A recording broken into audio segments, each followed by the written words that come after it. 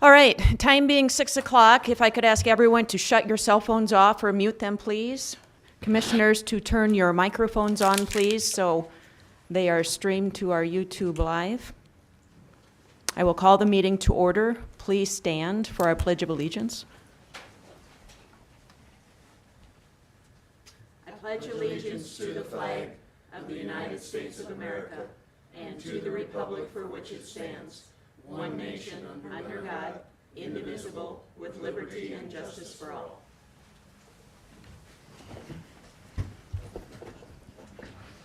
Roll call, please. Sherry, Here. Don, Here. Wanda, Dan, Here. Joe. We do have 3 commissioners, which constitutes a quorum. Item number 3, does any commissioner have a reason to abstain for a financial or a non-financial conflict of interest? No. No. I do not. Item number 4 is approval of the agenda. Move approval of the agenda. Second. The auditor report won't be on till next month. Okay, but it wasn't listed here, so. Yeah, oh, Okay. it wasn't? The auditor treasurer report and pool cash, that one, Patty, or which one were you talking about? Yep. Oh, okay, it was listed. We're still doing the approve local assistance and tribal consistency fund Yes. though? And the claims. I guess I would move to approve the amended agenda with the deletion of auditor treasurer report and pool cash. Second. Further discussion? All in favor, say aye. Aye. Aye. All opposed, nay. Motion carries 3-0. Amended agenda is approved. At this time, we will open it up for public comment. Would any citizen care to make a public comment at this time? Yes, ma'am, you are welcome to come forward. Please state your name, and you have 3 minutes. Sherry Johnson. I don't know if this is the appropriate place to put this public comment, but I'll put it here anyway. I am up here in favor of the BY Electric expansion. It's a reliability issue. I would be, So I'm gonna hold you for a second. We will have public comment Okay. during that time if you'd prefer to speak then. okay, well, as long as I'm up here. Okay, go ahead. I see it as a reliability issue, and can I share a quick story if I can keep it within 3 minutes? Yep, go ahead. About 5 years ago, there was a huge ice storm in the area where I lived, and I lost power for 3 days. For 2 days, I kind of toughed it out in snow pants and a coat and stayed in bed, trying not to freeze to death. On the 3rd day, I knew that I seriously was in trouble, and I called for emergency vehicles to come up. They couldn't get up my gravel driveway because there was a big old tree. So I bundled myself up more, went outside, found out it was warmer outside than it was inside my house, and they literally saved my life. So for me, this BY, I live in a house now that's all electric. Air conditioning, heating, everything's electric in my house. I never want to go through that again. For me, it's a reliability issue for that expansion. So I would be very grateful if that would get approved. Thank you. Thank you. Any other public comment at this time? Public comment is closed. Moving on to item 5, county health insurance. Ms. Auk. Let me give you guys a printout.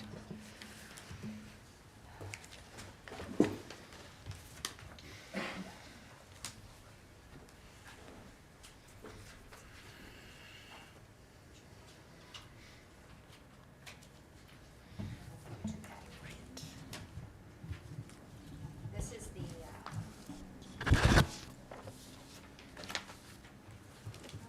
Thank you.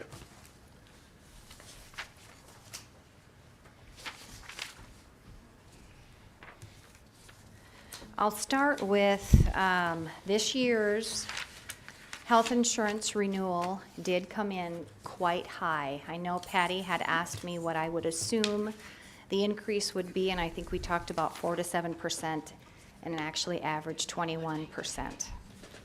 So I want to start out by showing you the storyboard that I gave you, which is the storyboard, okay? Page 2, if you go to page 2, midway down the page, claim summary by incurred 12 months, settled 12 months. If you take a peek, starting January 22, and keep in mind this is all the way through July, for every single member in Yankton County, they've averaged $933 per employee on the plan, times 12. So this is why they're incurring such a high increase because of usage. So if you take that times 12 months, that's $940,000 in expenditures for the year. And when you collect $758,000 in premiums. So there was some high utilization in the past 12 months, and they're anticipating higher utilization. A lot of that came from just trends over the last 5 years, especially take a peek at page 5. In the middle of the page is a chart comparison of Yankton County with all Blue Cross Blue Shield book of business. The first column is the ETG is chronic condition paid payment benchmark, and that is the episode of chronic illnesses, and that's just kind of a category that they use, categories that they use. Employer group, as you can see, all other conditions runs at about $11,115. That's Yankton County employer group, and the Wellmark book of business runs an average of $4,000, so it's more than double. And page 8, if you take a peek at the 3/4 of the way down, prescriptions top 25 paid by amounts in the previous 12 months, paid prescriptions, we're looking at total of prescription count of about $338 average. And I wanted to get to the page. Okay, and then the following page, page 9 at the top, pharmacy claims summary report 5-year trend. I think that's where the significant increase came in, because typically when you are on a prescription medication, they don't discontinue, they continue on, and the prescriptions for 2021 over 2022 over 2021 were a $94,000 increase. So they are definitely acquiring their increase by usage. I have requested quotes from 3 other companies, 2 of which have declined, still waiting on 1. So with that all being said, if you want to take a peek at the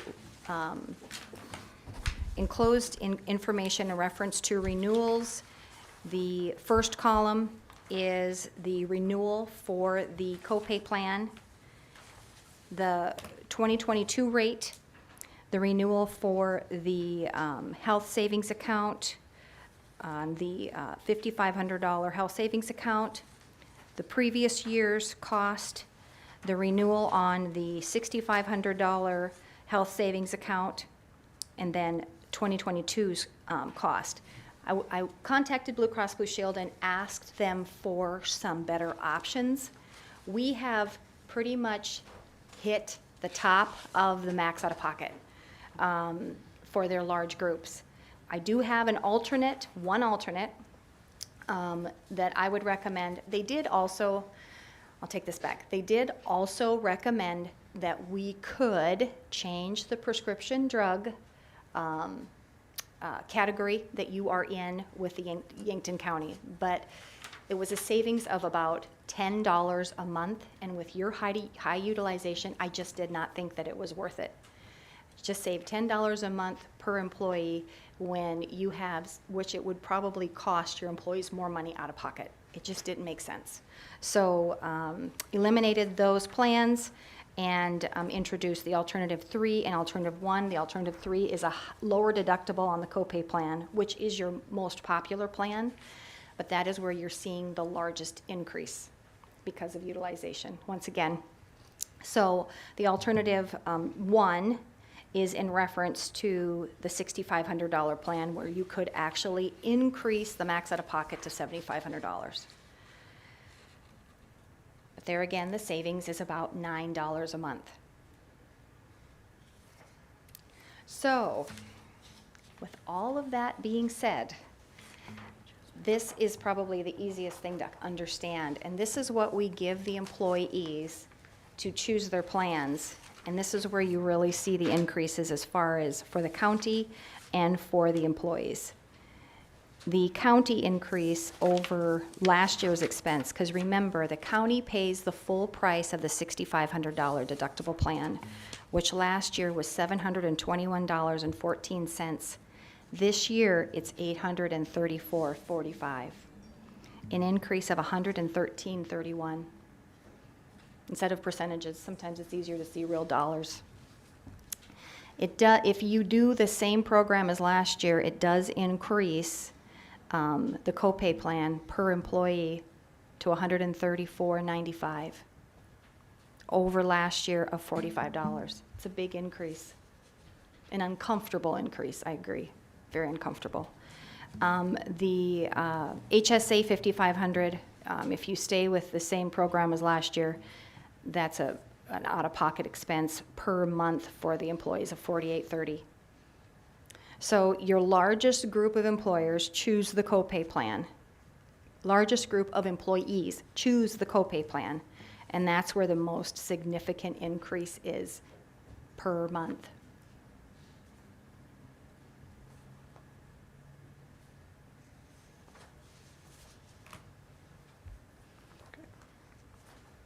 Okay, questions? Pretty quiet. In shock. I know, me too. This is sticker shock, it is. Of any, by all means, was not what I anticipated.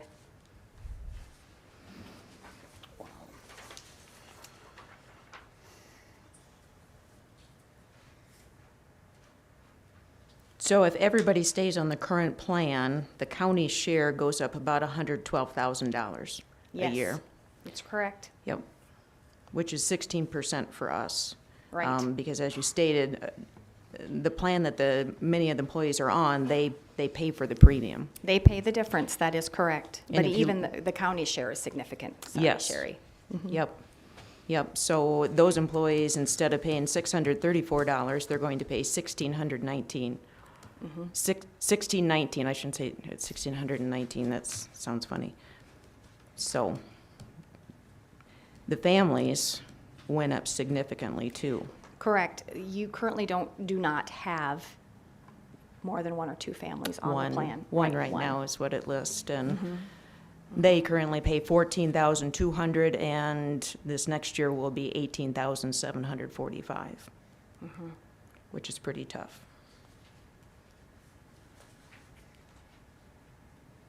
So this is informational Very right much now, so. and we're waiting hopefully for one more. We're hoping, hopefully. I was hoping to have it today and I didn't. Okay. So, I mean, my fear though is with this company, which is Medica, they typically come in higher. But we'll hopefully it won't. Put that down here. Keep this in mind too, this little tidbit. Once you exit Blue Cross Blue Shield and come back, you can anticipate even higher. Oh, So if not that, whatever you want to do, but it is a fear of mine that if you do leave Blue Cross Blue Shield with the health history of the county, to come back in, it may be a decline or even higher yet. yep. So, okay, Okay. all right. Please feel free to call me or email me with any questions, ideas. I have struggled for 3 weeks with ideas, so I'm kind of out of ideas. But there's always, if there's a solution, we'll work on it together. Okay. Okay. Thank So- you for your time. So we're hoping the first meeting in November? For sure. Yes, we need to have a decision, I do believe, Yes, by the by second November meeting 1st. in November, Well- November 1st. It would be better if we Yeah. could. Right. So hopefully I have some good news. Hopefully good news. Okay. Okay? Sounds good. All Thank right. you. Thank you very much. All right. That is that. 6:50. So item number 6, Stephen Troy. I know I saw you walk in.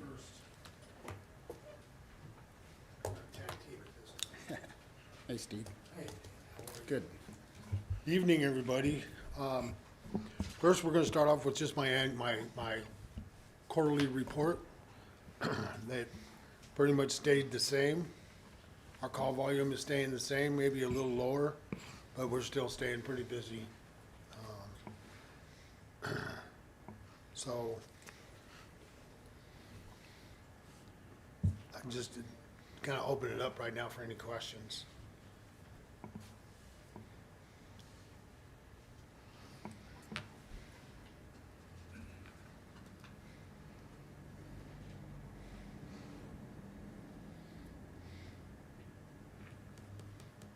Any questions for Steve?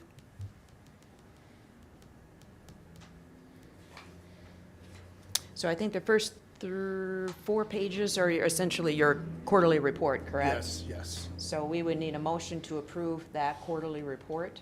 Actually, it's page 2, 3, and 4. One thing I'd like to note, I probably should note, is that our 180 days, over 180 days, decreased tremendously over the last Nice. quarter. Okay. Steve, are you happy with the new billing? Yes, I system? That's helping you out a lot? and- Yeah, and- it is. Okay. I will tell you, with Brenda being gone, it's a challenge for the banking part of it, but we're getting to it. We're getting through it. So, Sure, okay.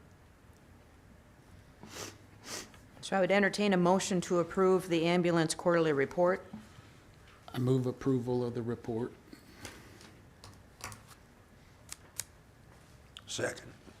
Thank you.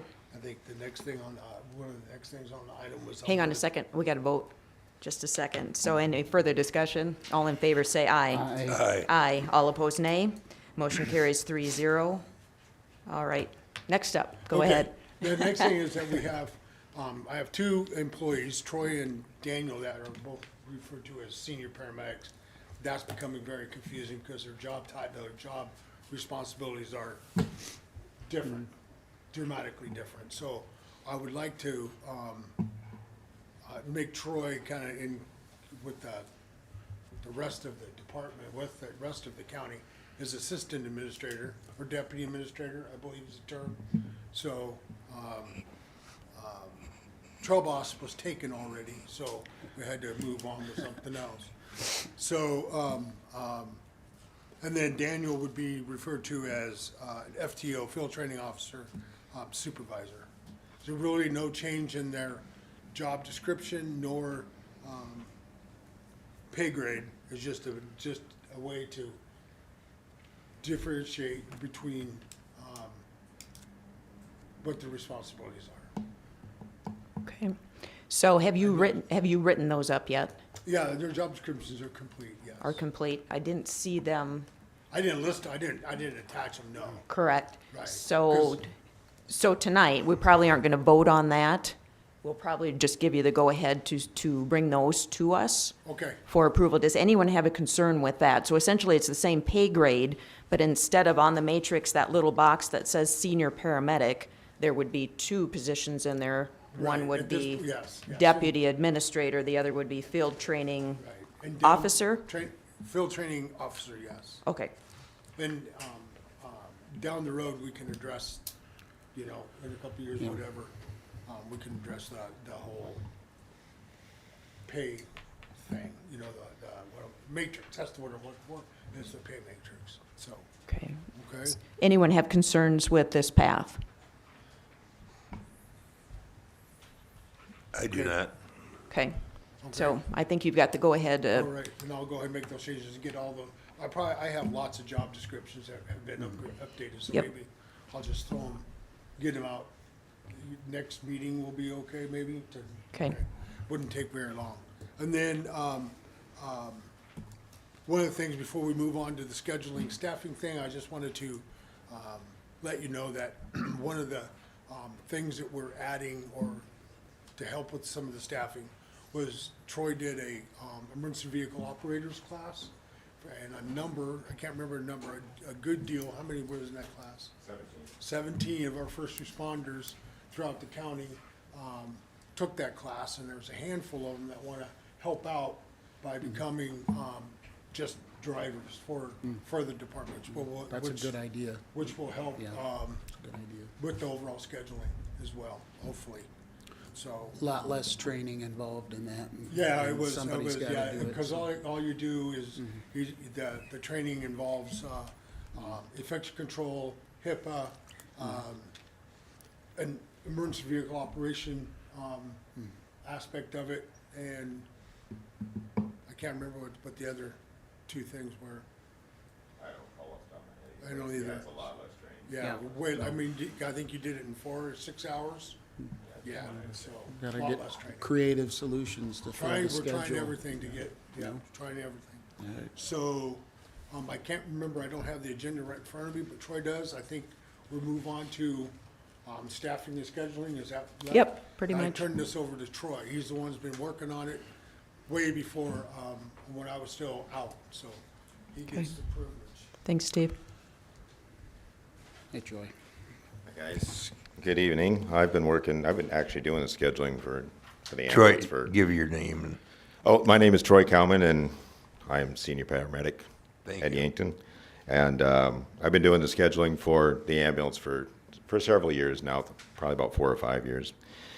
And just things have been getting much more difficult here as time's been going on, especially over the last couple of months. We've been having a lot of issues getting shifts filled in, mostly those part-time shifts is where we're seeing the problems, just because we don't see those part-time employees having the same availability during the weekdays that they used to have. So we're seeing a lot more unfilled shifts, especially over the last couple of months. We've had some days recently where we haven't staffed that second crew ambulance for a day shift just because there's nobody available to do it. So we've been running just one ambulance on those days, and that's not an ideal situation for us. So I've been running some numbers over the last several months. That was in the packet that you guys got along with that letter that kind of explained everything. Essentially what we need to do in order to fix the problem at this point is to hire 2 full-time EMT staff. That will allow us to fill in those voids during the week and get those shifts filled back in again. Another part of this is that we're going to kind of change the way that we're scheduling on weekends. Right now, we have 2 full-time medics that are working on the weekends. What we're going to do is change that just a little bit, where we'll have 1 full-time medic every weekend, and instead of them being actually on the ambulance, they will respond in the quick response vehicle that we have, and then we'll staff the ambulances with either part-time or full-time EMT staff. And that will actually help us to push the paramedics back into the week a little bit more and help fill up those shifts as well. So, does that give the county any exposure to liability? no, because we still have everything covered. What we're seeing is that, a lot of the calls that we're going on now, we have a lot more BLS calls than we've ever had before. A lot of lift assists, a lot of calls that don't require ALS services. The reason that we're going to put a paramedic in the quick response vehicle is that they can respond along with the ambulance to every call. But if they get to a call where it's only a BLS call or a paramedic isn't needed, they can move on to the next call if they need to do that as well. So I think we'll still have the same availability for that ALS personnel to be there when needed.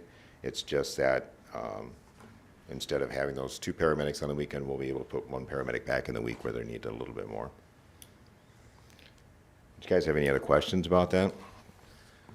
Just- I noticed that on the survey that you took, it appeared that it was a survey, anyway, that salaries made a big difference. Are you gonna cover that, or, Yes. okay? In those survey results, one of the questions that we asked was what we should be paying for first and second crew. And keep in mind that these are responses from part-time employees only. The full-time staff didn't have any input on this at all. This was just input from part-time staff. And the responses, as far as the first crew pay goes, most of them were saying that the pay should be around $15 an hour, which they're pretty close to right now. And actually, once we get past the first of the year with the cost of living increases and the budget increase, we're probably going to be over $15 an hour for part-time staff. The biggest issue, I think, with the second crew is that we only pay them just an hourly wage to be on call. And then when they get called in to actually work, then that bumps up to their hourly wage. But if they're only on call for 12 hours without coming in, then they right now are only getting $5 per hour. That's just not enough for most of them. Most of them indicated that they would rather see that go up, and most of them indicated that they would rather see that up around the $8 to $10 range. So they indicated that they would probably take more shifts if the pay was a little bit higher. But on the other side of that coin, if you look at some of those results on there, a lot of them said that their availability is a lot more limited than it used to be as well. So it's kind of 6 of one and half dozen of the other. If we raise that pay, is that going to change their availability at all? And the answer is probably not. That's why we need to look at getting some full-time staff in there to cover those shifts. Thank you. What's the additional cost going to be for adding those 2 full-time staff members? So the thing to look at is on that last page that we had in that packet where it shows those numbers, and down at the bottom highlighted in that blue color was the 2022 versus 2023 difference. It increases $124,321. But keep in mind that some of that cost, about around $35,000 to $40,000 of that cost, is just the cost of living increase and the 5% increase that we had for salaries anyway. So we're thinking around about $80,000 per year, $80,000 to $85,000 per year additional,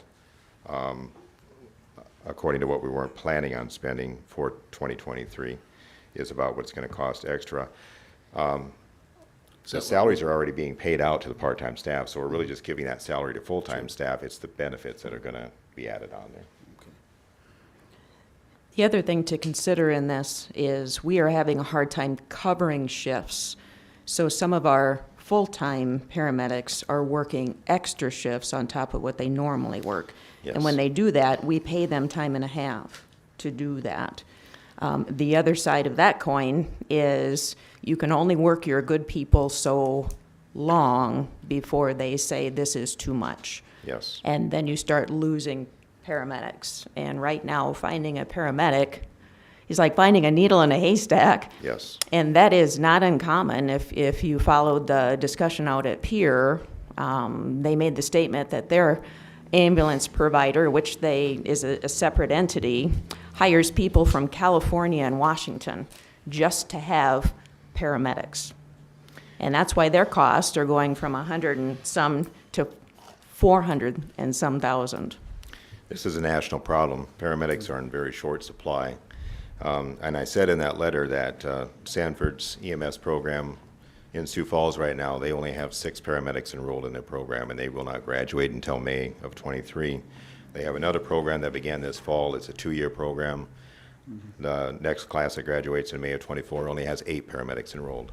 On the other hand, their EMT class, which graduates in December, has 90 students enrolled currently. So we were thinking about getting another paramedic to add on to staff, but the reality is that's not going to happen, not for a while, because we just aren't going to be able to compete with those around the nation that are raising their wages in order to get paramedics in there. Yep. And we have been reaching out to Mount Marty and Yes. the high school here to get folks interested in as a stepping stone if they're going in the medical field. Yes. And just to help us out, they get great training and they serve their communities. So there's some efforts in that area to improve our pool. Yes. We also have an EMT class that we're going to be starting in January. We were going to host it ourselves, but then we found out that we could do a partnership with Sanford EMS in Sioux Falls. They are offering the course at no cost for almost all South Dakota residents. It's a grant that they have for South Dakota residents to take the course for free. Their normal tuition for that is $850, but they're going to let students take it for free. And we are still going to have the class at our facility. We're just going to live stream their classes down here to Yankton. So our students can still come here to Yankton and take the class, but it'll be free. As of today, I think I have pretty close to 20 students signed up for that. Good, But that won't be over until May as well. correct. So from January until May, and then by the time those students do their national registry testing and then go through the process of background checks with the state of South Dakota to get licensed, you're looking at probably July to August before they would be able to even get on a truck. Yep. Okay. So tonight you are requesting to add 2 full-time EMTs. We would like to get 2 full-time EMTs on our staff to start filling some of these shifts. As you mentioned, the full-time paramedics are really covering a lot of this, getting a lot of extra hours in, and so there's a lot of overtime being paid out because of that. And again, it is because of job retention. We have a good group of paramedics down there, and we don't want to lose any of them because they're being overworked. Because if we did lose them, we probably wouldn't be able to replace them for quite some time. So we want to get 2 full-time EMTs in, and since the process of that takes such a long time, by the time we advertise, interview, make job offers, get them in, start their orientation, get background checks done, it's about a 4-month process before we would actually get somebody on the truck and working their own shift. So that's why we would like to start advertising it now, so we can get some applications in, and as we get towards the end of the year, start interviewing people and pare it down and figure out who we would like to be on the staff. And which grade did this end up being? Was this grade What grade was it? 3? Grade 3? Okay. Yeah, so on the sheet that I gave you, the $16.50 per hour is what I put to figure out what their wages would be. That's kind of a midline of where that grade is. It would depend on what their experience is as they come into us, whether they make more or less than that. Okay. So the consequences of us not adding these people, employee burned out, and we will likely not be able to cover all the emergency calls that we're getting. That's the That's consequences correct. of not doing that, so. Correct, and what we would likely have to do is we would have to go back to just 1 ambulance staffed. We haven't done that for 15 years. We've had 2 ambulances staffed for at least 15 years now. And just as an example of what will happen, this happened to us about 3 weeks ago. We had, on Monday where I was on the first crew with another full-time paramedic, we didn't have anybody on second crew at all. We ended up with 3 911 calls at the same time. So we had to kind of prioritize those calls and figure out which one we were going to take care of first. It worked out, but that's not a situation that we really want to find ourselves in.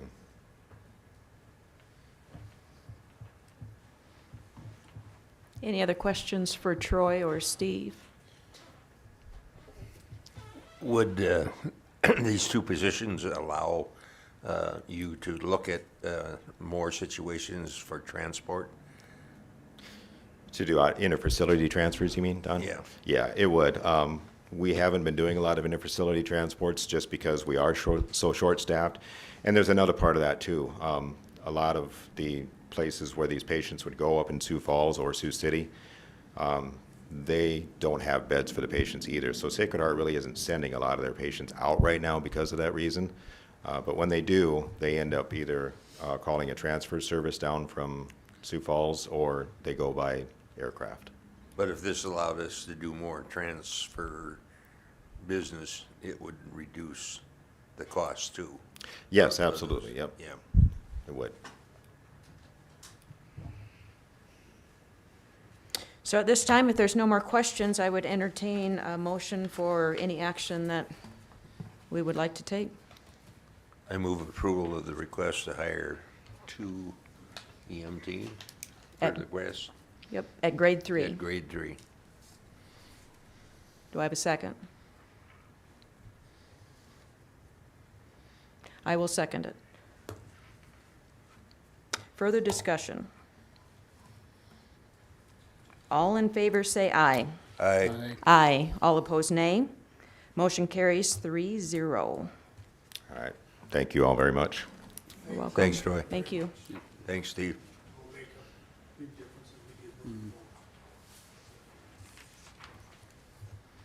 All right, we did item number 6. Item number 7, Mr. Solacek. As you all know, we had the replacement for Stone Church Bridge out for bid. We received bids, came back a little higher than we were expecting. About a year ago, our cost estimate was around that 4.2 million for the replacement of the bridge. Since then, we've had some major increases in materials and concrete, steel, just everything. Wages, our low bid came in at 8.7 million. Our next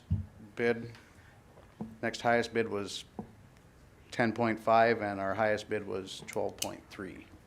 So the highest bid was 3 times what it was. Wow, Yeah. that's almost the entire county budget for a year, right there. Wow. So, my only suggestion on this, the big fund that we originally applied for last year, the max cap was $4 million.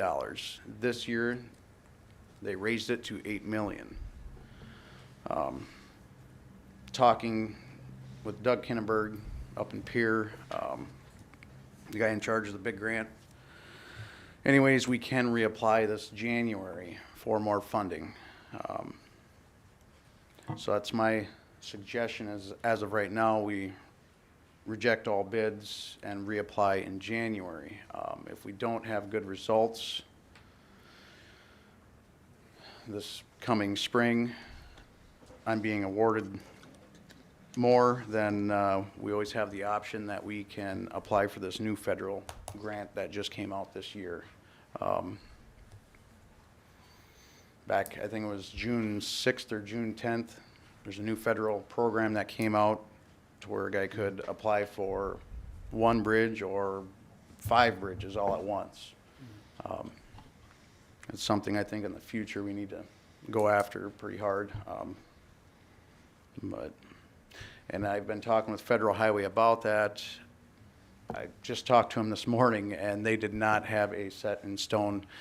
The guy that I talked to says as soon as he finds out, he'll send it out to all the local government officials on when the next grant application date is. This year it was September 8th. Well, we were already in the process of bidding, didn't know what the outcome was going to be, so.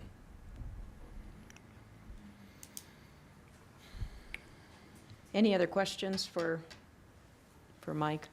So On you're this one. recommending that we just reapply for the bridge improvement grant? Unless we can come up with 5 million Well, somehow. I think we need, I know there's some talk already with the state legislature and at Pier. We're not the only county that's dealing with this. And I know Senator Hunoff has mentioned she's going to look into some programs that could potentially help us. My fear is that we, turn these down and then we get passed over for a couple years on a bridge improvement grant. If we reject these bids, are we rejecting the big grant we received, or could we rebid this? We're not rejecting the bid Sure. grant, the big grant that we received, no. Okay. We would be Yeah. reapplying for more funds to go along with what we've already received. Okay. Or what we have already been Sure. awarded. And like I said, I don't feel we're out of the woods yet on this. Yeah. We still have the federal grant coming up sometime in '23. Here goes our plan of starting on this early spring, right? Well, Wow. can't give up hope yet. Yeah, yeah, okay.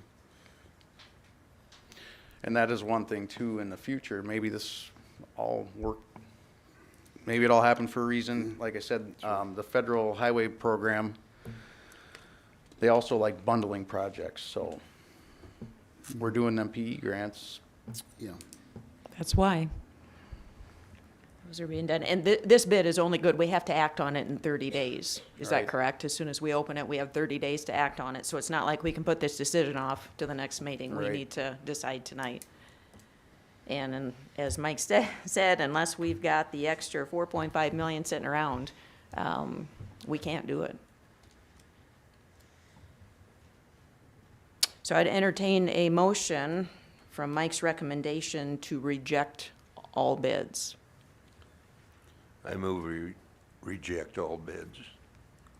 do we have to reject them, or is not accepting them the same thing?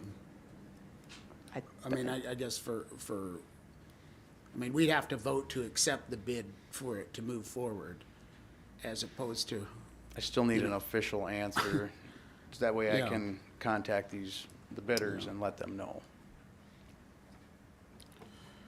I guess I would second Don's motion then. So there is a motion to reject the bids. Further discussion.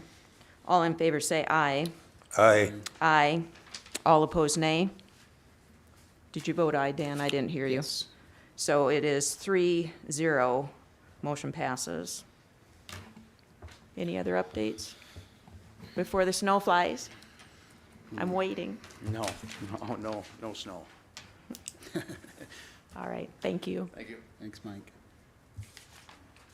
All right. Time being 6:40, it was advertised for 6:30. We will move on to item number 8, East River Electric rezone.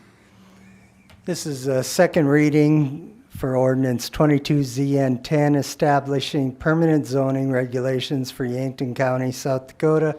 Applicants requesting to rezone a property from Article 12, Rural Transitional District, and Article 6, Low Density Residential, to Article 7, Moderate Density Residential. Said property is described as lots 1 and 2 of Lewis and Clark Substation Addition in the southwest quarter of Section 15, and in the northwest quarter of Section 22, Township 93 North, Range 56 west of the 5th Principal Meridian, Yankton County, South Dakota, containing 3.00 acres more or less. And the applicants are here to present. All right, so if the applicants would want to come up and present whatever you care to present. I know you did a nice presentation at the last one, so anything you'd like to add, and then we will open it up for public comment after that point. It'll be a very similar PowerPoint, just to hit on some of the points again.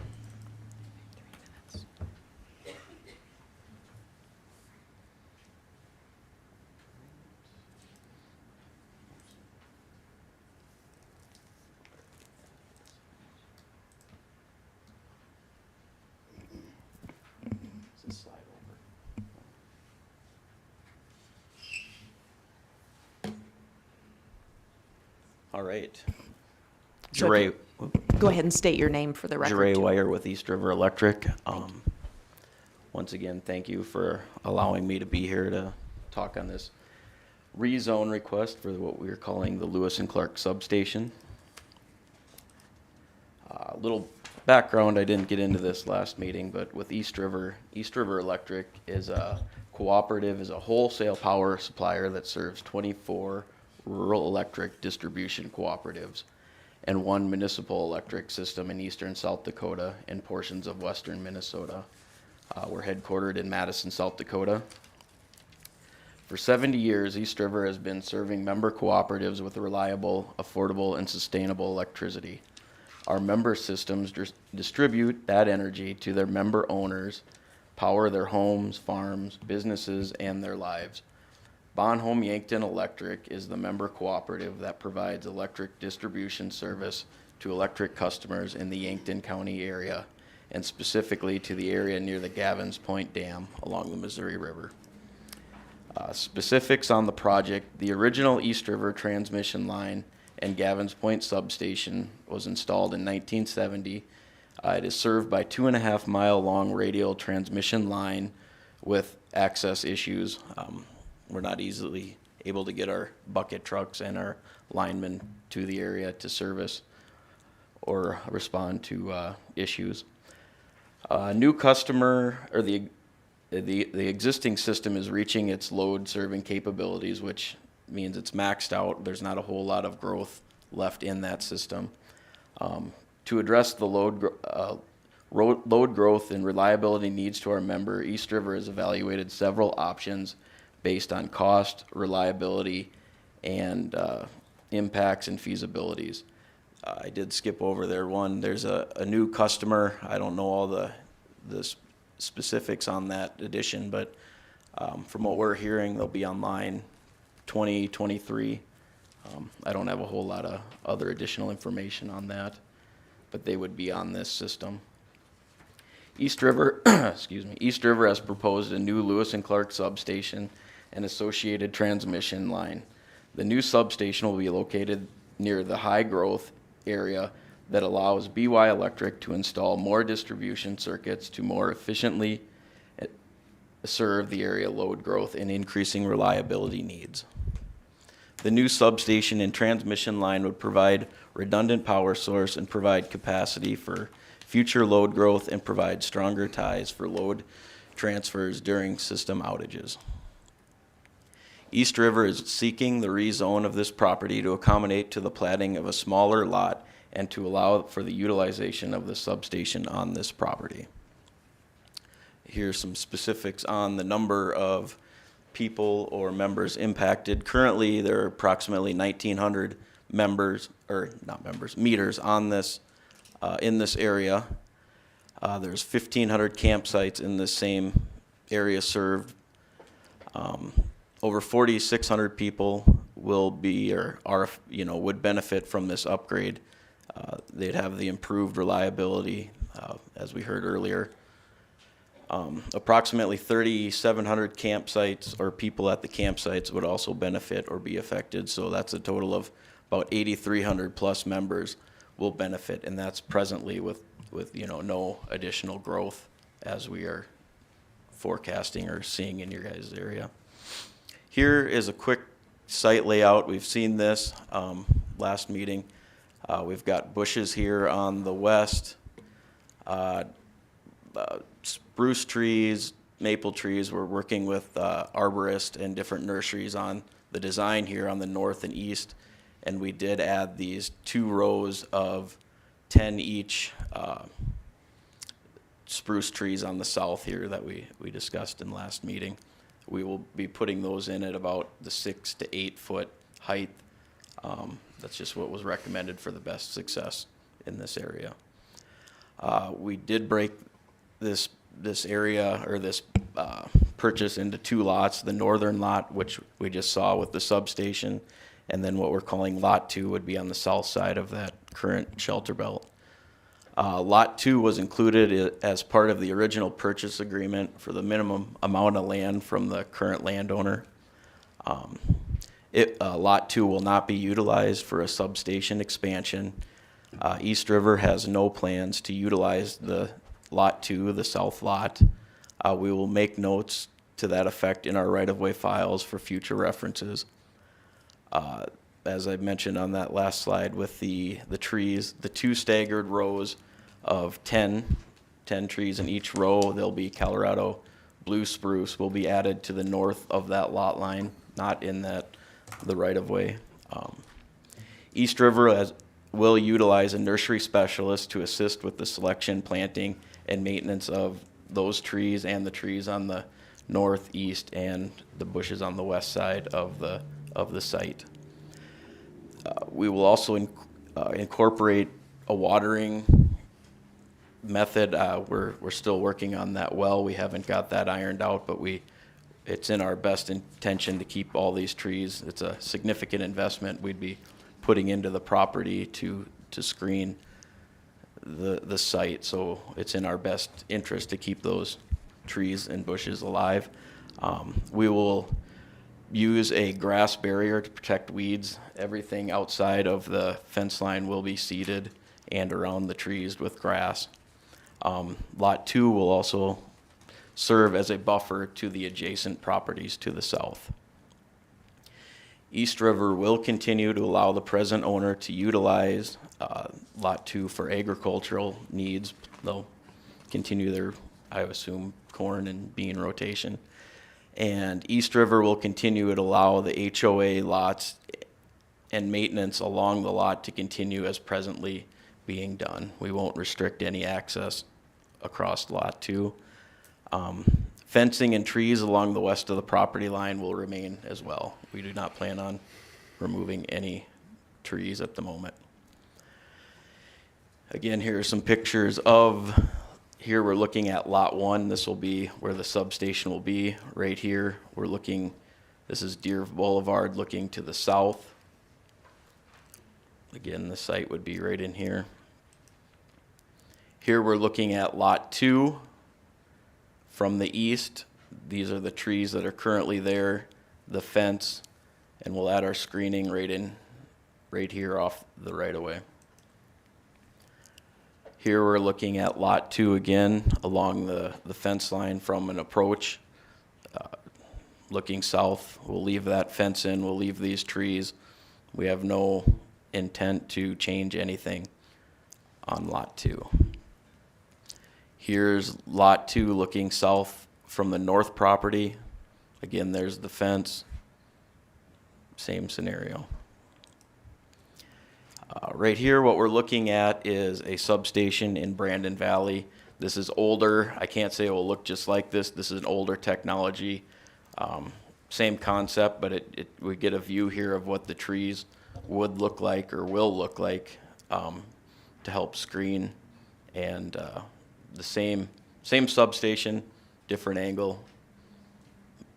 Does a pretty good job of screening things there. We had DGR do a rendering for us. We're looking at this, here's the site. Actually, they put the substation in there. They added these 20 trees here to the south. And then you can see here where the line comes in. Oops. Here's the same picture, just close-up view of, here's the actual substation behind the trees in the wintertime, no leaves. Here are the added spaded in trees that we plan on adding, and then they put the trees to the north to represent what it will look like as well with the bushes in the front. Just to summarize a little bit what we went over, this project is vital for the system reliability and load growth in the area. The location is key to serving the current and future load. East River has incorporated the HOA screening recommendations to minimize the impact of the adjacent landowners. We have drainage concerns have been addressed. We did a drainage study, and it showed planting the grass would help a little bit with the runoff. Lot 2 will continue to be utilized by the present landowner for agriculture. The fencing and trees along Deer Boulevard will remain in place. East River will allow the HOA to continue to utilize Lot 2 for access to the properties. And this is the preferred site for the present and future load growth. It's right in the middle of BY's territory. It makes sense. It's the best option for us. And East River has invested significant time and expenses on survey work, engineering work, to meet a critical timeline of having this substation up and running prior to the summer load in the June, July timeframe. Any questions from the commission? So is there an access road on Lot 2 that those homeowners are currently using? There's a road, Is it like a trail or something? there's no culvert, I don't think, but there is a approach off Okay. Deer Boulevard. Any other questions? Any other questions from the commission? So should, which they probably will, some of these trees that you're gonna put in die in the next 10, 20 years? Are you gonna replace them? Yes, we have a maintenance, a team, we have a group that comes in and mows, and then they would make us aware of it, and we would hopefully work with the same nursery or whoever planted the trees to come up with, one, figure out why they died so we can fix that and then get them replaced. Yep, thank you. Any other questions at this time? All right, sir, you may sit down. Thank you. So at this time, we will open it up for public comment. When you come to the microphone, please state your name. I will give you 3 minutes. And if the timer goes off, try to wrap it up kind of quick so the next person can come up and speak. With that, who would like to come up first?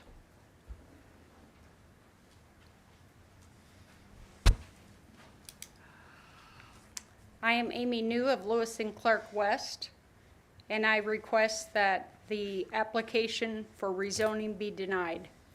I noticed in your presentation, when you showed the picture of Brandon, no residences in that picture, nor any of the other substations in our area are not in the backyards of residential neighborhoods. There are better locations for the substation that are not in the backyards of tax-paying residents. Bring on the substation for the progress of our community. I invite anyone in this room who would like to live next to a substation to please stand.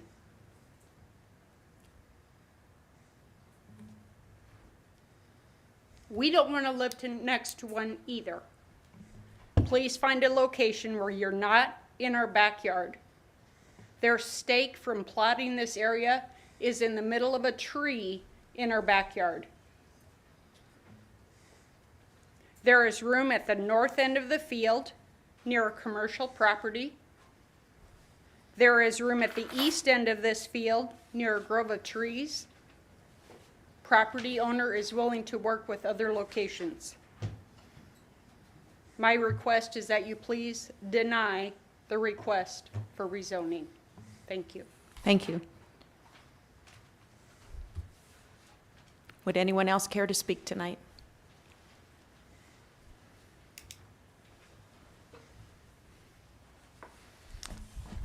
My name is Greg Henderson. I live at 3708 Christie Lane.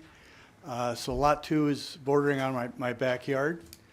I pretty much resigned myself to the fact that the substation is going to happen in this location. At your last hearing, I did express some concern about ensuring that Lot 2 remains a buffer in the future and that the trees remain even if that lot was sold. According to your ordinance in Article 20, it talks about that when you consider a rezone, you need to look at general compatibility with adjacent properties and other property in the district. You're also instructed, or you could, if you pay attention to your ordinance, in granting any petition for amendment, the county commission may prescribe appropriate conditions and safeguards.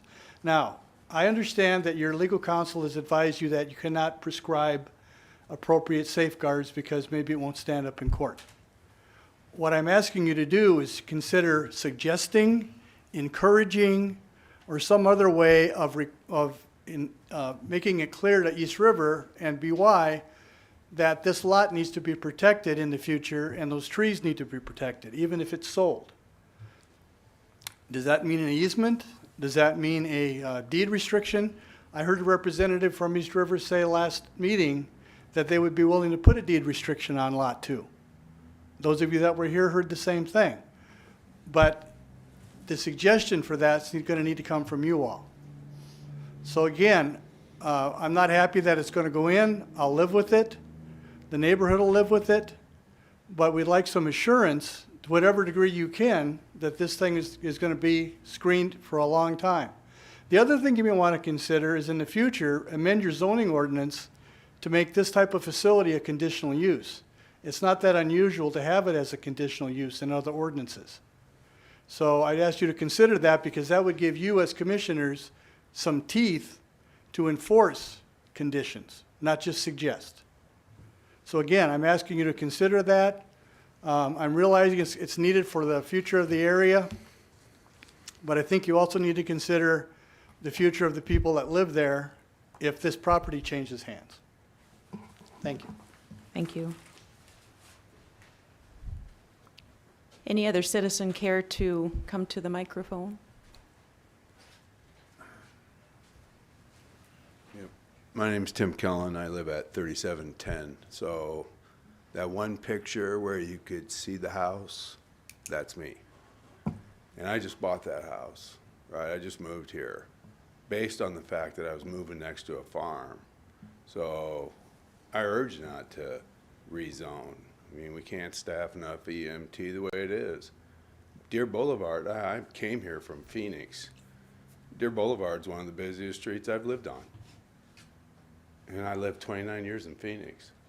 There's constant traffic. It's only going to be worse with the construction. I mean, it's going to be terrible as far as being able to get back there. It's just, and the fact that the farmer is willing to sell them different land that would work blows my mind that we're sitting here talking about putting this thing in our backyards. I just urge you not to do it. Thanks. Thank you.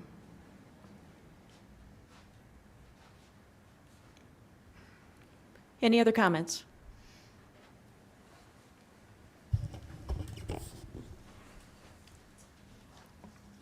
Hi, I'm Ryan Heine. I don't have any, I live on 4200 Alphonse Road. I don't have any actual tie to this project or anything. I just happen to share the last name to the sellers. But I do live in the area, right off Deer Boulevard there. And I understand the need for it. Since the campers have moved in, we've seen brownouts on our property. But I do have a few questions because it did say there's a new transmission line coming in. Is that route for that transmission line been figured out? Is that crossing? Is that coming from the west or the north or east? You know, is those easements and all those for that transmission line figured out? So that's one question. The other question, I think in the past meeting you've talked about how the current substation is overloaded, and I think you gave some exact figures. How much more capacity is this bringing in? Is it doubling the capacity we have down there, or tripling? How far in the future does this substation actually provide us as the development continues down there? Just kind of in 20 years, are we going to be needing another substation down there? Because two are overloaded. So we've just seen a lot of growth down there, a lot more power usage. We're going to see a lot more power usage as electric vehicles become more predominant and things like that. So I was kind of curious exactly what those future plans were and how do you make those future projections? Thanks. Thank you.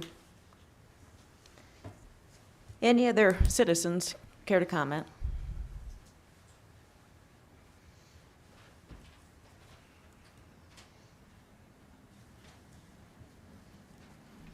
I am John New. I live at 3706 Christie Lane. First and foremost, I do not want a substation in my backyard. I want you to vote no on the rezoning. I built my home in Lewis and Clark West subdivision 24 years ago, thinking that the zoning would not allow commercial operation like a substation to be put next to homes in the area. I am one of many taxpaying citizens who do not want this substation located in this location.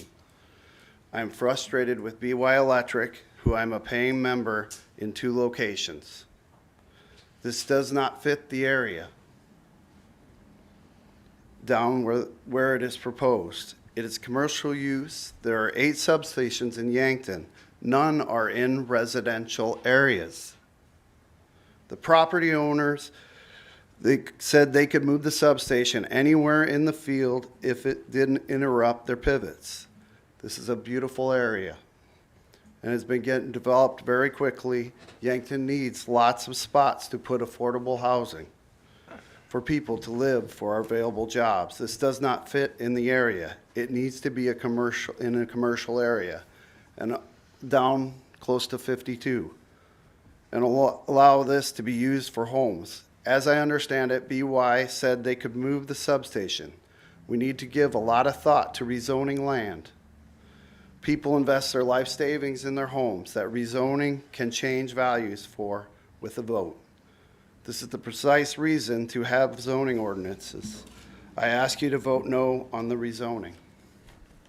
I understand they're going to put trees along the substation. The electric companies, if you've seen any, I don't know what you guys have looked at for substations, but every one of them I've seen, it's pretty barren. It's dead. And I get it. They don't want to maintain anything more than they have to. They pretty much probably round up everything they do there and kill it off. And that's what they do. There's nothing saying that they got to put anything back there. And I understand you're saying you're going to do it, but people change jobs constantly. I don't know that you are not going to be, but there's nothing saying that you have to leave these trees where they are. I just don't feel like it's a good idea to put the substation next to residential area. I mean, everyone I've seen, we got a picture of one substation that has trees around it. Show me about 50. There's not. Thank you. Other comments?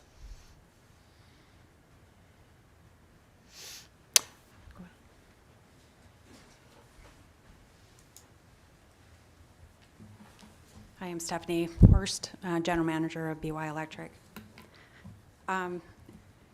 There's no, first of all, thank you, and I appreciate all the comments. One thing through this whole process that has been really important for us is to be good neighbors in this whole thing, because this is uncomfortable. I'm not going to lie. It's really uncomfortable. It's uncomfortable seeing the pain they're going through, having to deal this. We did look at, it was mentioned that, yeah, we could. It's not ideal. There's reasons why that not putting it in those other areas that have been suggested. And one thing is the not in my backyard is everywhere in that area. If we move it to the north, it's going to be in the backyard of another individual. If we move it too far to the east, now we're butting up against Northwestern's, our territory lines, so it's not going to be in our load center. Up to the north edge, also, there's no roads for access, and to a substation, that's vital, is to have access to the substation. Also, if it's moved into closer to the timberland, there'd be more transmission line, and that too would inhibit the pivots, because the transmission line would be inhibiting that. The other thing is for us to move this, it's very costly. If we were to move it in another section, we're looking at about $500,000 extra dollars that this would cost BY and East River. That, of course, would be reflected in rates. One thing that we do recognize is that screening is very important, and obviously the homeowners have expressed that extensively. And sometimes screening is best the closest it is to you than it is further away. One thing BY Electric is willing to do is to give the Homeowners Association $10,000 to be able to put those homeowners that are affected would be able to put trees in their backyards to help grow and nurture those trees in order to keep the screening that they want closer to them. This equates, just kind of a rough estimate, to be about 15 6-foot spruce trees. And looking at just kind of roughly at Beacon, I believe along that northern border of those property owners, that is more than enough trees. I'm not an arborist, but I do believe that it's a good start anyway. And so, thank you. I had, excuse me, I had a question.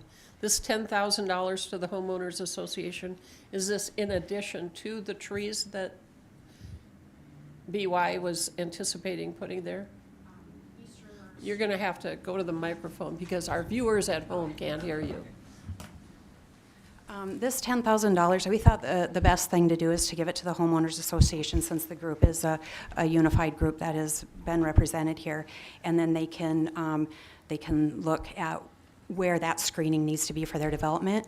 And that is away from what East River is doing. East River is doing their own screening on the northern border of Lot 2, out of the easement, because there's some easements there along there. So the short answer is yes. Yes.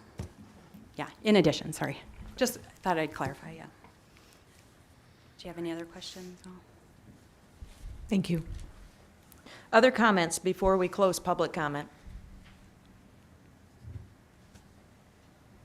All right, we will close public comment, bring it back to the commission for discussion. Would East River like to come up and address a couple questions I think Mr. Heine had thrown out there, which I thought were fair questions? Where is the transmission line going to be when it comes in? And currently overloaded, how much capacity is this adding and how long before it's overloaded? So if you could touch on those, that'd be appreciated. The capacity, I will leave to BY. It would be on their needs and their numbers, but the transmission line, they're working on it right now, designing it. It would be from the north. Along Deer Boulevard? Yes. Come down? Yep. Okay. And then there was another question on the deed restriction. We're open to that. We haven't done it before, so it'd be something new for us. You have or have not? We have not. But it's something we're open to. Thank you.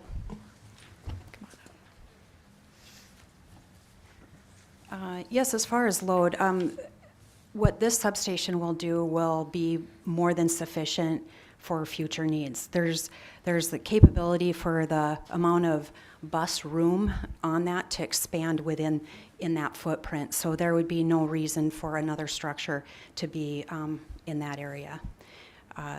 Initially, do you know, is it a 12.5? Like 12.5 megawatt is the size roughly that the substation's going to be, and the current one is 7.5, and we've been overloading that this summer.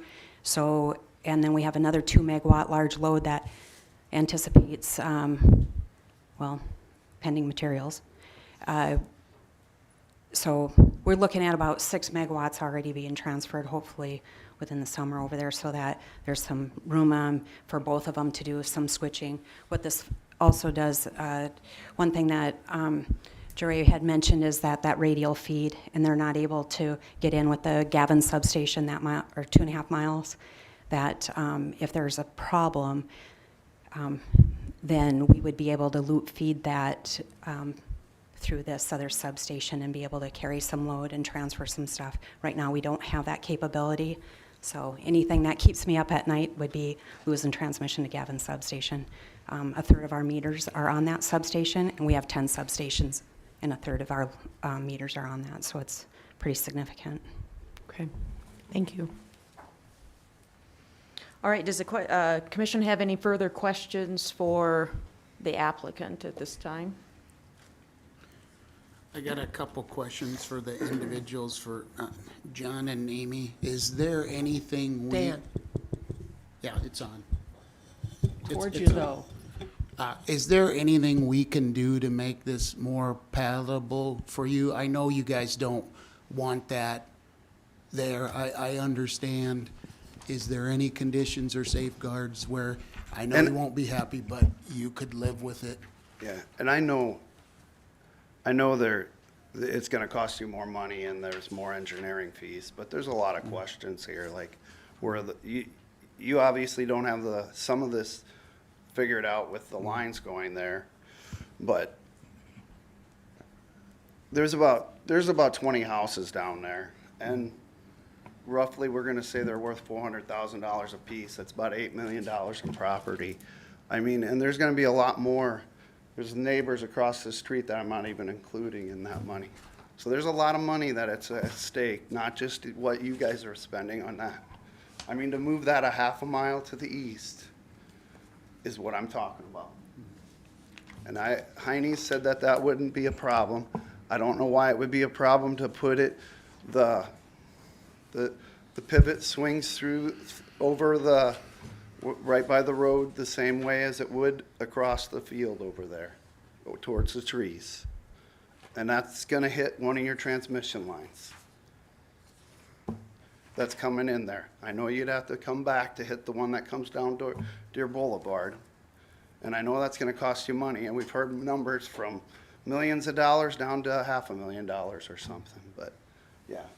I mean, to me, satisfaction would be not having that in my backyard. And hey, I got a business right down there, put it right next to it, I don't care. Put it, you know, I don't live there. I don't every morning have to go out and look at a substation when I'm drinking my coffee in the morning, or raise my kids next to a substation. Thank you. Wait. How close is the substation So there's distance? a half-acre lot between me and where Well, that's at. I'm more of a feet person versus a half acre. Like from here to where? It was 200 and some feet, I think, from the north 220 side of feet or that. so. Like to the other side of the street, like to Boston Shoe? Yeah, yeah. To the, It's less than that, sorry, Less than that? yeah. Best guess.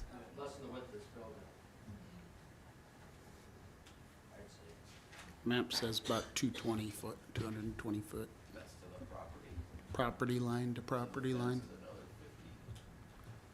Okay.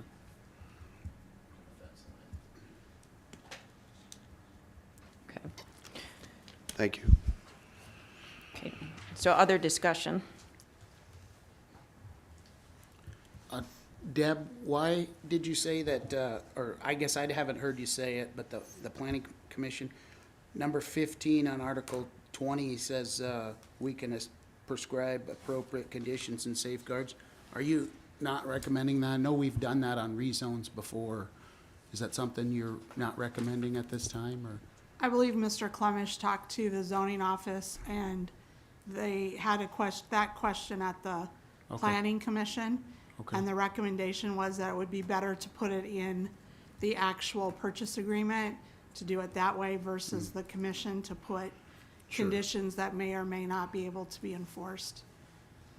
I believe that was his recommendation.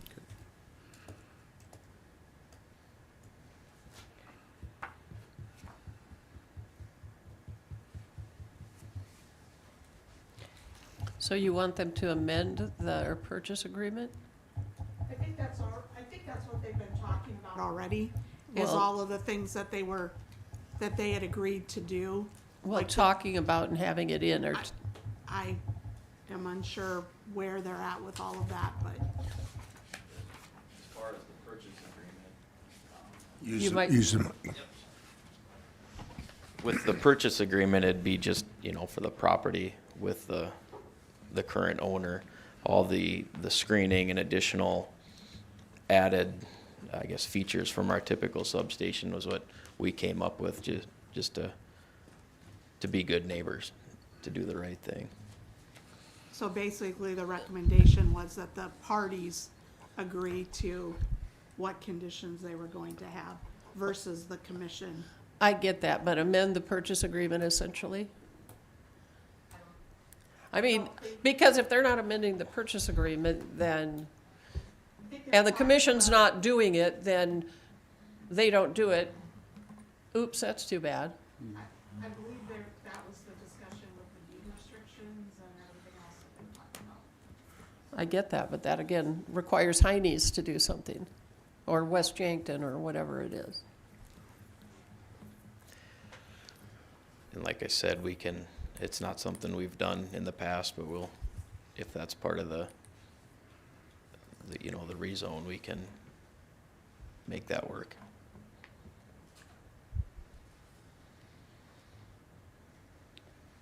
Thank you. Other comments? One thing that, as I flip through, because there's a lot of different zoning out there right now. So Lot 1 is rural transitional. Lot 2 is low-density residential. And then the people who live to the south of this is high-density. So I thought, well, what if we didn't do any rezoning and they bought enough land to be legal lots in that area? Are they prevented from doing what they're doing today? And they are not. Because when you look at low density, an allowed use is utility facilities. And essentially utility facilities, to Mr. Henderson's point, are allowed uses in rural transitional, ag, low density, medium density, and high density residential. So if they would have purchased just that low density area, which low density is 5 acres, if they'd have bought 5 acres, they wouldn't have had to come in here at all and do anything. So, because it's an allowed use in that area. And so us sitting here and changing that low density to medium density allows them to have the 1 acre lot. And when I looked, when you compare low density and medium density, they have almost exactly the same conditional uses allowed when you look at what's actually allowed to be there. So the low density, that list of conditional uses is very similar to the moderate density list of conditional uses. And if you look at what's allowed in the high density, it gets a little smaller there, but kind of similar. So going from low density to medium density, it really doesn't change what you can do there today from a zoning perspective with how it's zoned right now. Really, the only reason the rezone is happening is so that they can buy a smaller footprint. That's it. Otherwise, if the Heine's would like to sell them more land and you just turn around and rent it back to them, you don't need to be sitting here today. When you think about that. And so when we look at our comprehensive plan and what the current zoning is, and how that's changing what can happen when we do the rezone, that's part of looking at the comprehensive plan. And so when I went to look to see what would change, low density to medium density actually restricts the uses a little bit in that lot that sits there that's vacant, that they're agreeing to not do anything and plant the trees and give additional money for more trees there. And when you look across the road, we have several campgrounds. Would you rather look at a utility or a campground? I mean, that's a toss-up when you ask somebody that question. It's really a toss-up, because some people really like campgrounds, and I've talked to the people on the phone who really don't. And I own land that has 10 high-voltage power lines that run across it. And I look at those babies every day, so I can have power.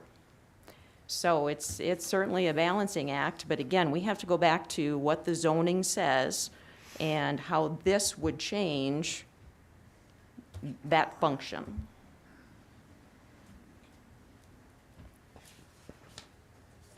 Any other comments on this? Questions we need clarified before we entertain any action?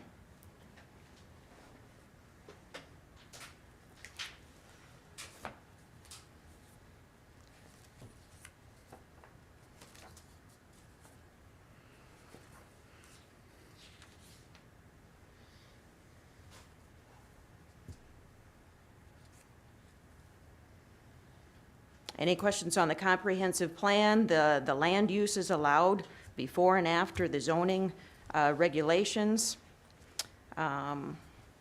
We've got ingress and egress to property, off right-of-way parking. It's not a public business, so we aren't going to have people there every day.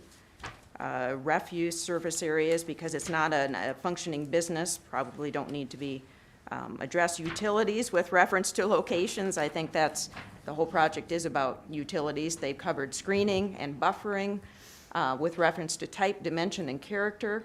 I didn't see any signs presented. You'll probably have a sign on the fence, the usual call if you see sparks or something like that. Required yards and other open spaces. They've talked about there is a general compatibility with adjacent properties and other property in the district, et cetera. So are there any other questions we need to address before we vote or entertain a motion? If there are none, I would entertain a motion at this time.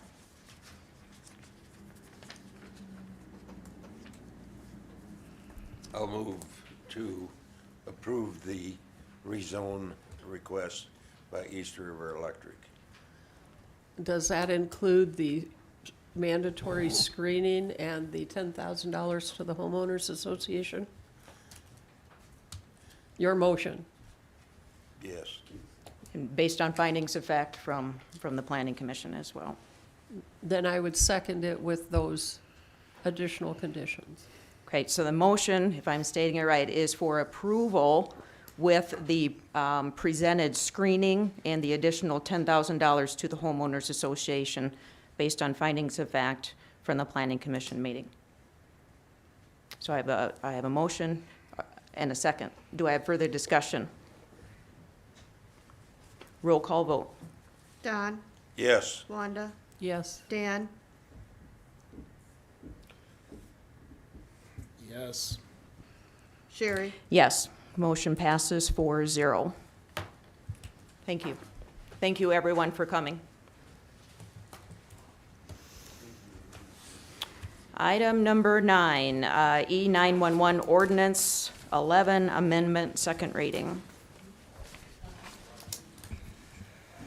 This is second reading to present comments and testimony regarding proposed amendments to the Yankton County E911 Rural Addressing Ordinance 1995, amendment to the Yankton County E911 Rural Addressing Ordinance 1995 per Ordinance 22ZN10. Basically, as you've seen in the packet, we're just updating what departments do what as far as the E911 addressing requirements. We worked with emergency management and E911 committee to basically just update this, since it has been quite a while since this was done.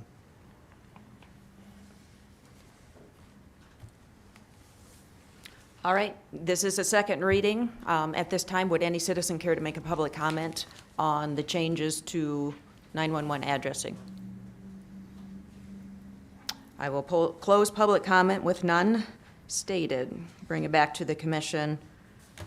Is there any further discussion that anyone has, any comments about what's proposed?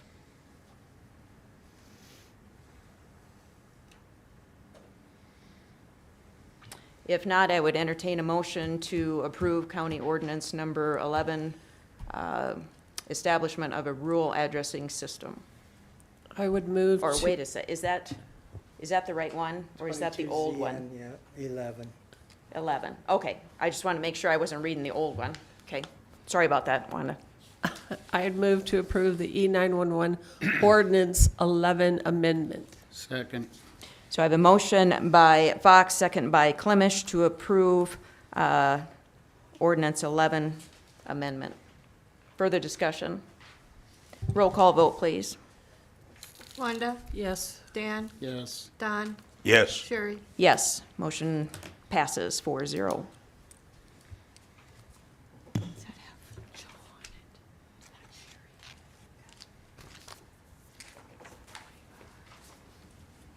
All right, item number 10. This is second reading to present comments and testimony regarding the proposed amendments to Yankton County Ordinance 2020 definitions, Article 15, supplementary district regulations, and Article 17, administrative procedure and enforcement per Ordinance 22ZN11. Basically, these were just some minor additions covering common and shared walls, zero lot lines, political sign pickup to match the state statute, and building permit exemption sentence update. So at this time, would any citizen care to make a comment on these changes? Public comment is closed, no comment. Bring it back to the commission, any discussion?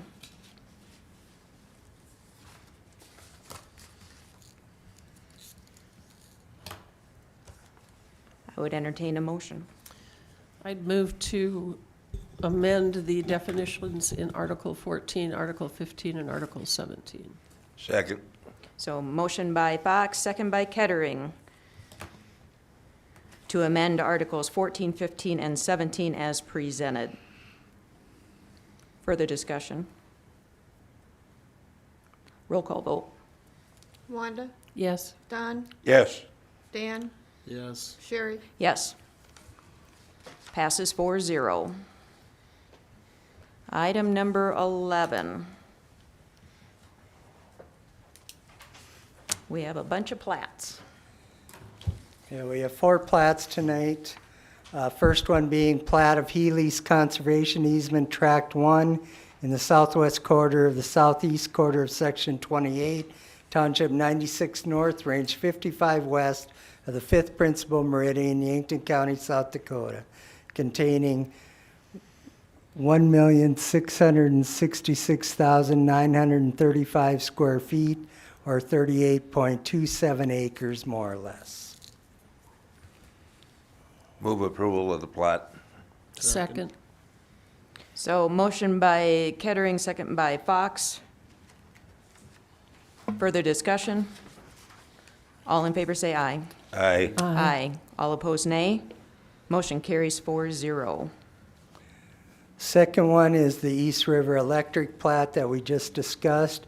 Plat of lots 1 and 2 of Lewis and Clark Substation addition in the southwest quarter of Section 15, and in the northwest quarter of Section 22, Township 93 North, Range 56 West of the 5th Principal Meridian, Yankton County, South Dakota, containing 3.00 acres, more or less.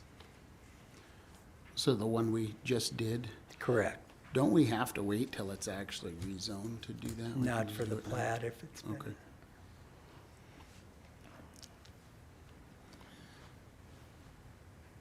I'll move approval of the plat. Second. You can always, pending the zoning. Do we want to do that?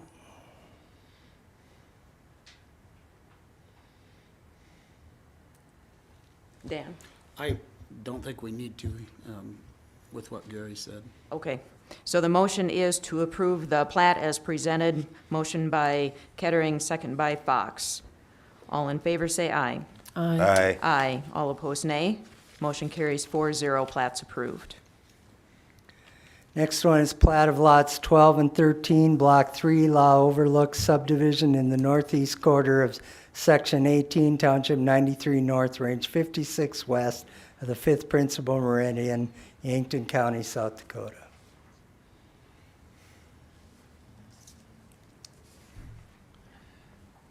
I'll move approval of the plot. Second.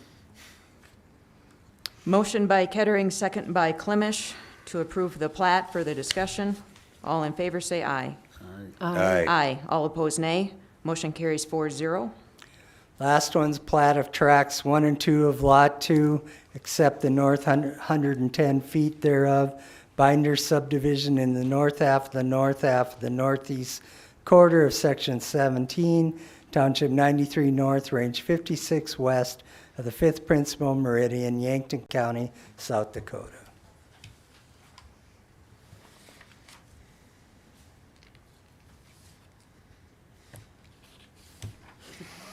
Go for it, I'll move Don. approval of the plot. Second. Motion by Kettering, second by Clemish to approve the plat. Further discussion? All in favor say aye. Aye. Aye. All opposed, nay. Motion carries 4-0. Item number 11 is closed. All right, thank you. And we're at item 12.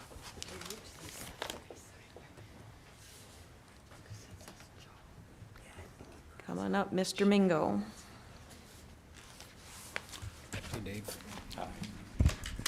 Members of the commission, for the audience, I'm Dave Mingo. I work for the city of Yankton. We have one of those hybrid types of zoning actions that's located in the city's extraterritorial jurisdiction, adjacent to the corporate limits on the east side of the community.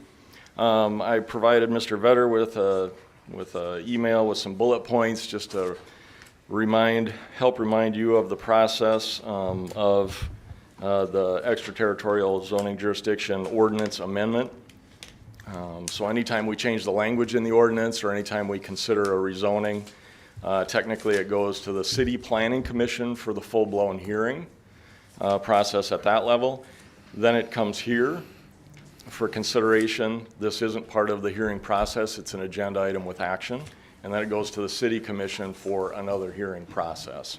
So the request before us was presented via petition by the landowner, and who is Michelle and Justice Hirschman.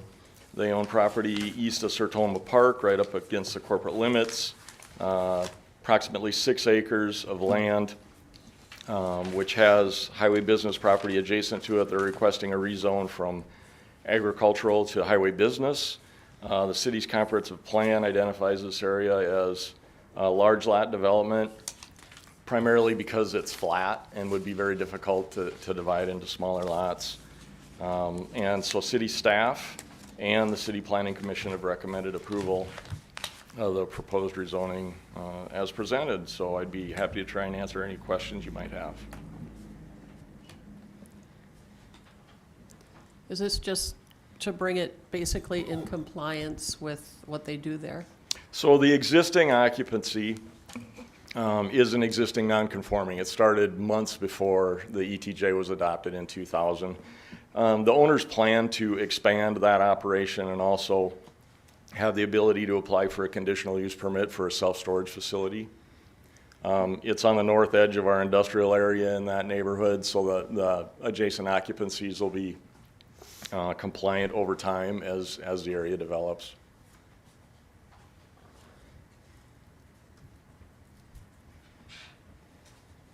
Any other questions? Would entertain a motion, so we just essentially need to approve the extraterritorial rezoning request?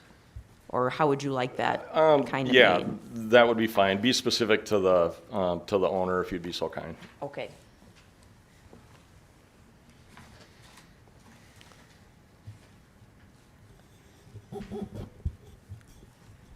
I would move to approve the extraterritorial rezoning request. For, Hirschman's. is it Justice and Michelle Hirschman? Second. Okay, so I have a motion by Fox, second by Clemish to approve the extraterritorial rezoning request for Justice and Michelle Hirschman. Further discussion? All in favor say aye. Aye. Aye. All opposed, nay. Motion carries 5-0. Thank you, Mr. Mingo. Thanks for your time. 4-0, sorry. Yep. I forgot Joe wasn't here. All right, we are at item 13. Not too far behind. Thank you for waiting. All right, good evening. I'm Cody Mangold, the Veteran Service Officer. All right, so I sent you my contact form, so I'm going to run that really quick. July, we were down 33. Had a lot of inquiries and during that month for the PACT Act, how that was going to work out if it passed. August was the same as last year. That's why there's nothing in there. Same amount of contacts last year, which I found kind of odd because I thought this August was way busier. And then September, we were up 23. I'll tell you, I personally think the reason why is because of the PACT Act passage. I've been extremely busy with that. A lot of my counterparts are the same. Let's see. Our van is if you've noticed, the van usage was down in September. One of those, we would have had one more trip, however, didn't have drivers. And thankfully, we were able to, the city transit was able to take them up there at no cost to the veterans. So that worked out really well. So we've had to utilize it once, and 2 veterans rode on that trip. One was very hesitant because he said, I don't want to ride a bus. And I said, it may not be a bus, and I believe it was a van anyway, so he was happy. So, our total quarterly, monthly amounts, this last quarter was kind of big for amounts that came to $52,058.34, with 42 new claims that were adjudicated during that time frame. So the breakdown is July had 18 claims with a total of $22,433.52.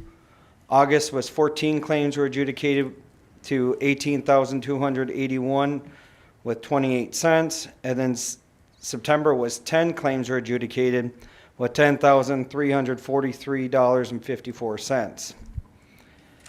Our retroactive amounts for this quarter was very high, which goes to show that a lot of these claims have been sitting out there for quite some time. Came to $153,330.72, bringing so far this year $304,988.90. So over half of this year just came in this last quarter.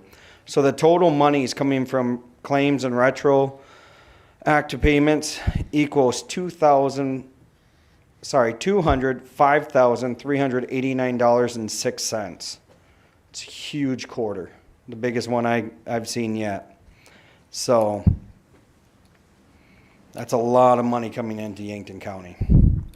Then what I've been doing lately is it's been a busy couple months for training. I attended the Tribal and County Veteran Service Officer School in Pierre in August, which I actually aced that course, thank goodness.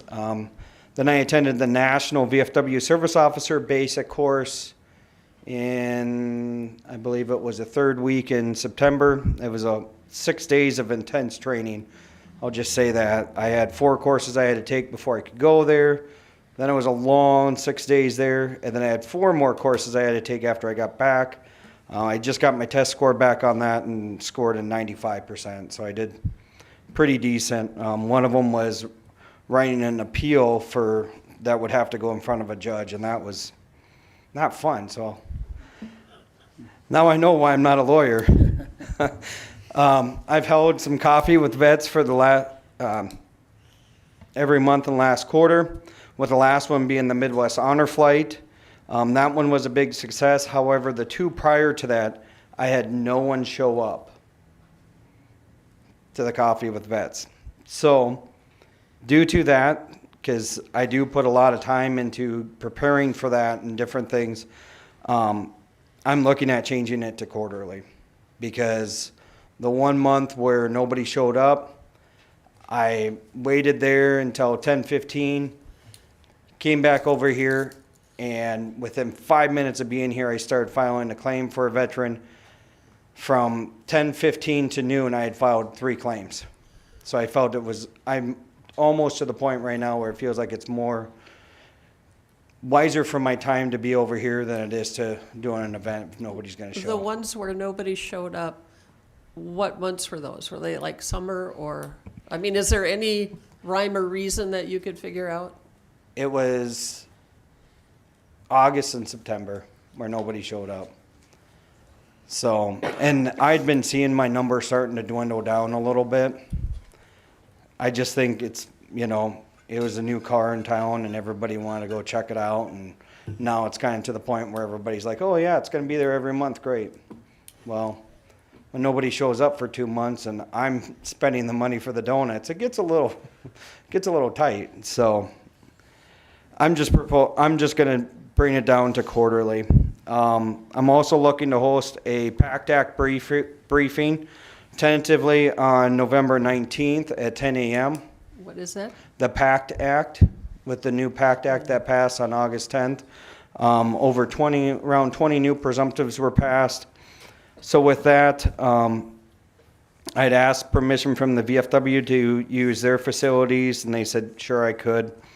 So I'm tentatively planning on that November 19th at 10 a.m. And I talked with some of my coworkers here, and I'm able to get a projector and a screen for it, so we can utilize those. So that'll be nice. I've had a lot of contacts regarding the PACT Act and the benefits.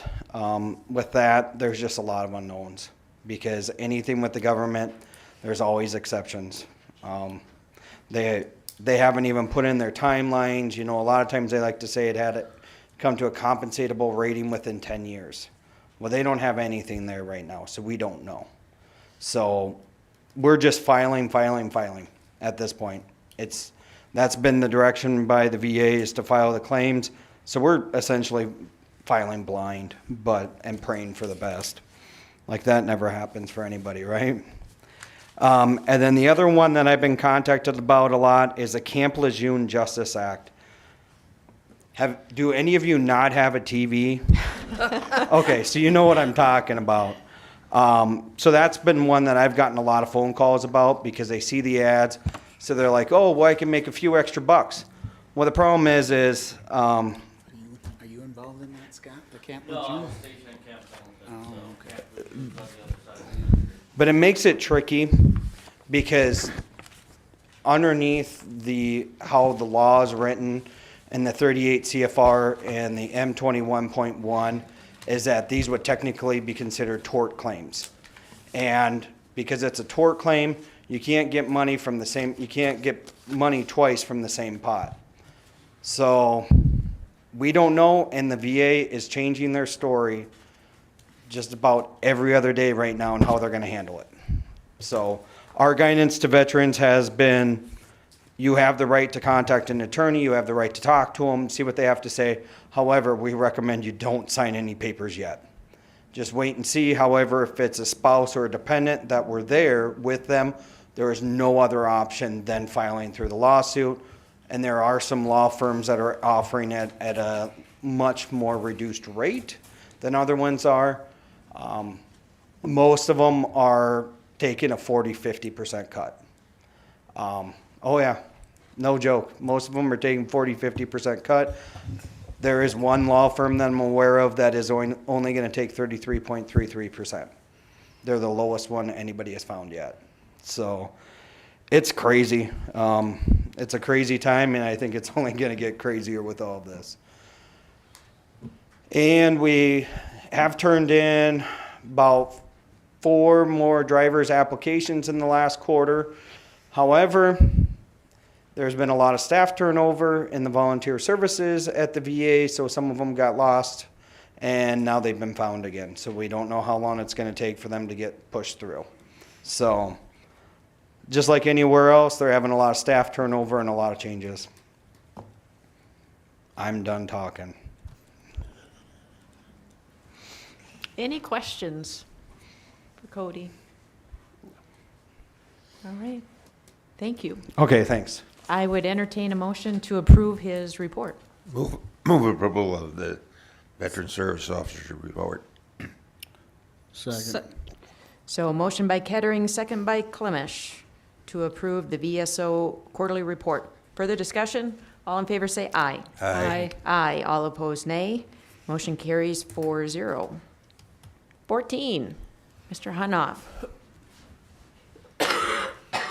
Thank you. Brian Hunoff, Register of Deeds. Your packet had the July, August, and September monthly reports, along with the third quarter report. We had a good quarter. We collected 90,719, so when we can average 30,000 a month, we think that's good. We had 1,502 transactions, 338 birth certificates, 269 death certificates, which is down from 383 in the third quarter of 2021. 53 marriage licenses, that's down from 66 in the third quarter of 2021. 96 marriage certificates, 269 deeds. Mortgages and satisfactions are both down. We had 216 mortgages this past quarter compared to 301 in 2021 third quarter. And we had 192 mortgage satisfactions, which is down from 287 in the third quarter of last year. 274 land transfers. We had 452 county liens. That's quite a few for a quarter. We normally have about 800 and some for the whole year. And so that's a big number. But they fluctuate. We might have 100 next quarter. You just never know. Copies revenue, 11,236. Transfer fees, 42,162. Regular fees, 37,161. Again, the total collected was 90,719. We saw $42.1 million in real estate sold in the third quarter. And that's really actually not far off the great quarter. Well, we had a great year last year. You know, we sold 176 million. And that broke our old record of 119 million by 57 million. So, but we had 42.1 this past quarter compared to 44.9 third quarter 2021. And, you know, I don't think we're going to hit 176 million, but I'm pretty sure we'll go over 150 million. That's healthy real estate sales.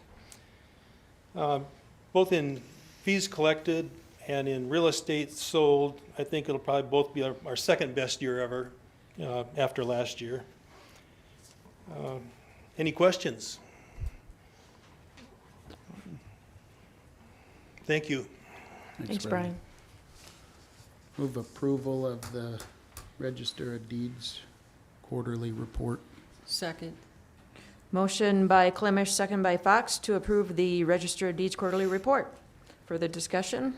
All in favor say aye. Aye. Aye. All opposed, nay. Motion carries 4-0. Sheriff's report.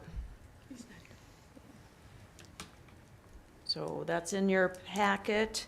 I was curious, our jail's kind of getting back to normal operations. So when you looked at the year-to-date in September of 2019, we were at 1,337,000 collected. In 2020, we were at 735,000. That was because COVID essentially shut us down. 2021, we still had COVID, so we were 859,000. And year-to-date September 2022, 1,018,000. So we're not quite back to 2019, but certainly moving in the right direction for jail revenue. So if you don't have any questions on the sheriff's report, I would entertain a motion to approve it.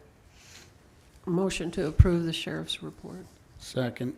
So motion by Fox, second by Clemish to approve the sheriff quarterly report. Further discussion? All in favor say aye. Aye. Aye. All opposed, nay. Motion carries 4-0. We are at item 16, which is the October 4th, 2022 meeting minutes.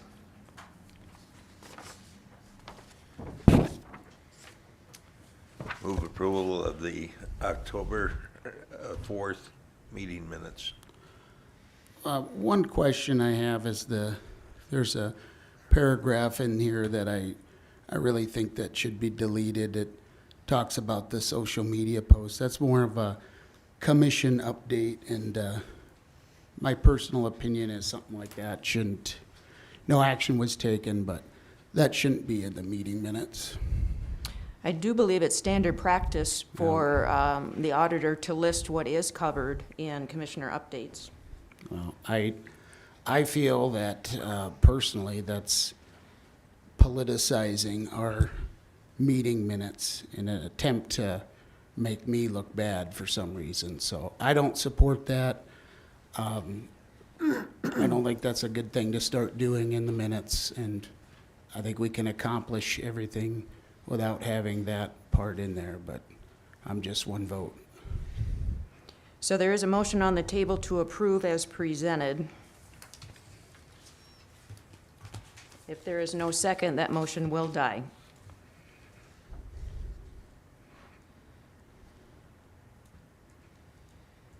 I will second it. So motion by Kettering, second by Los to approve the October 4th meeting minutes. Further discussion? Yeah, for further discussion, I sure hope we're not going down path of, putting politics into meeting minutes. It's a bad precedence to get into. All in favor of approving the minutes as presented, say aye. Aye. Aye. All opposed, nay. No, Motion passes 3-1. Item 17, claims. Which bill is being pulled from the claims? From Office Office? Plus, wasn't it? Or what is that, Office 1? Oh, One Office Solution? Yeah, One Office. One Office. For one, You told me, but I didn't write it down. So there's one bill that we are pulling from that, and then there was a printed bill in front of you as well. 17069. 17069 Yes. from One Office Solution. To include it or deduct it? To discard it. Okay. I had a question. There's a bill from Alternative HRD on page, 11? So what's the policy with that? Are we just allowing anybody, if they have an issue, to call the HR company, or do they need to get pre-approval for that? So I guess we're all on the same page. So- Do we have a policy in place? No, we don't have an official written policy at this time. So because we do not have an HR person, employees are welcome to call the state's attorney's office. If they feel they would rather talk to someone outside the county, we have offered alternative HR as a resource for them. Okay, so that's available to any of the county employees? That is Okay. correct. All right, great. Yep, so, and commissioners are welcome. I have called them on occasion for advice, and I know Commissioner Healy has as well. I've called them once too. Okay.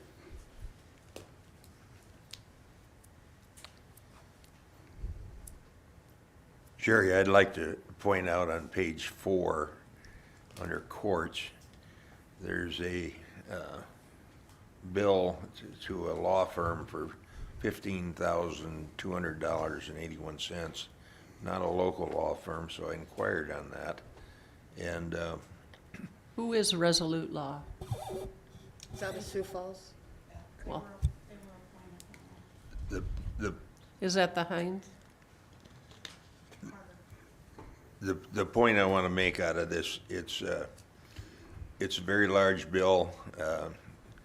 The county gets hit with lots of these type bills in many departments, and it's over in a situation that totally out of our control from budget. We got to pay it, and I wouldn't pay it for any reason if I had a choice, but I don't.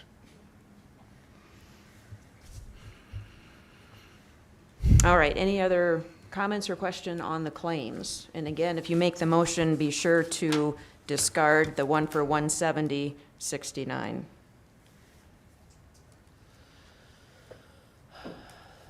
No. Do you need a motion? Please. I'll make a motion to approve the claims with the exception of the claim for $170.69 to One Office.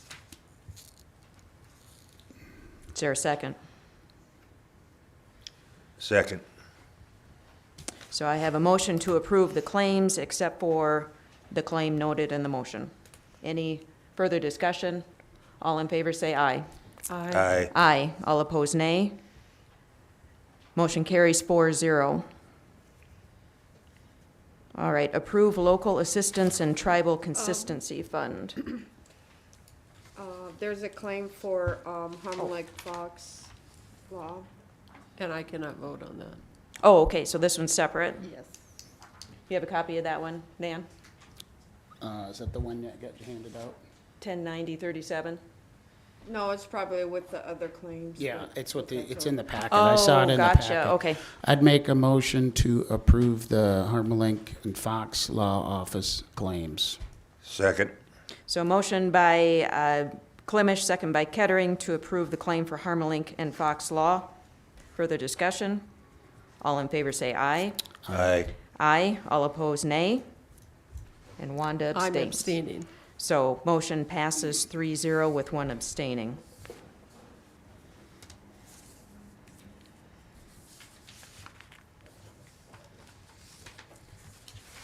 All right, thank you for that. Oh.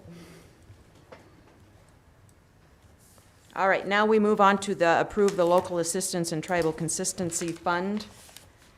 I believe I mentioned this at the last meeting, that this came out as far as the ARPA funding that covers PILT counties, and that's for payment in lieu of taxes. Patty, did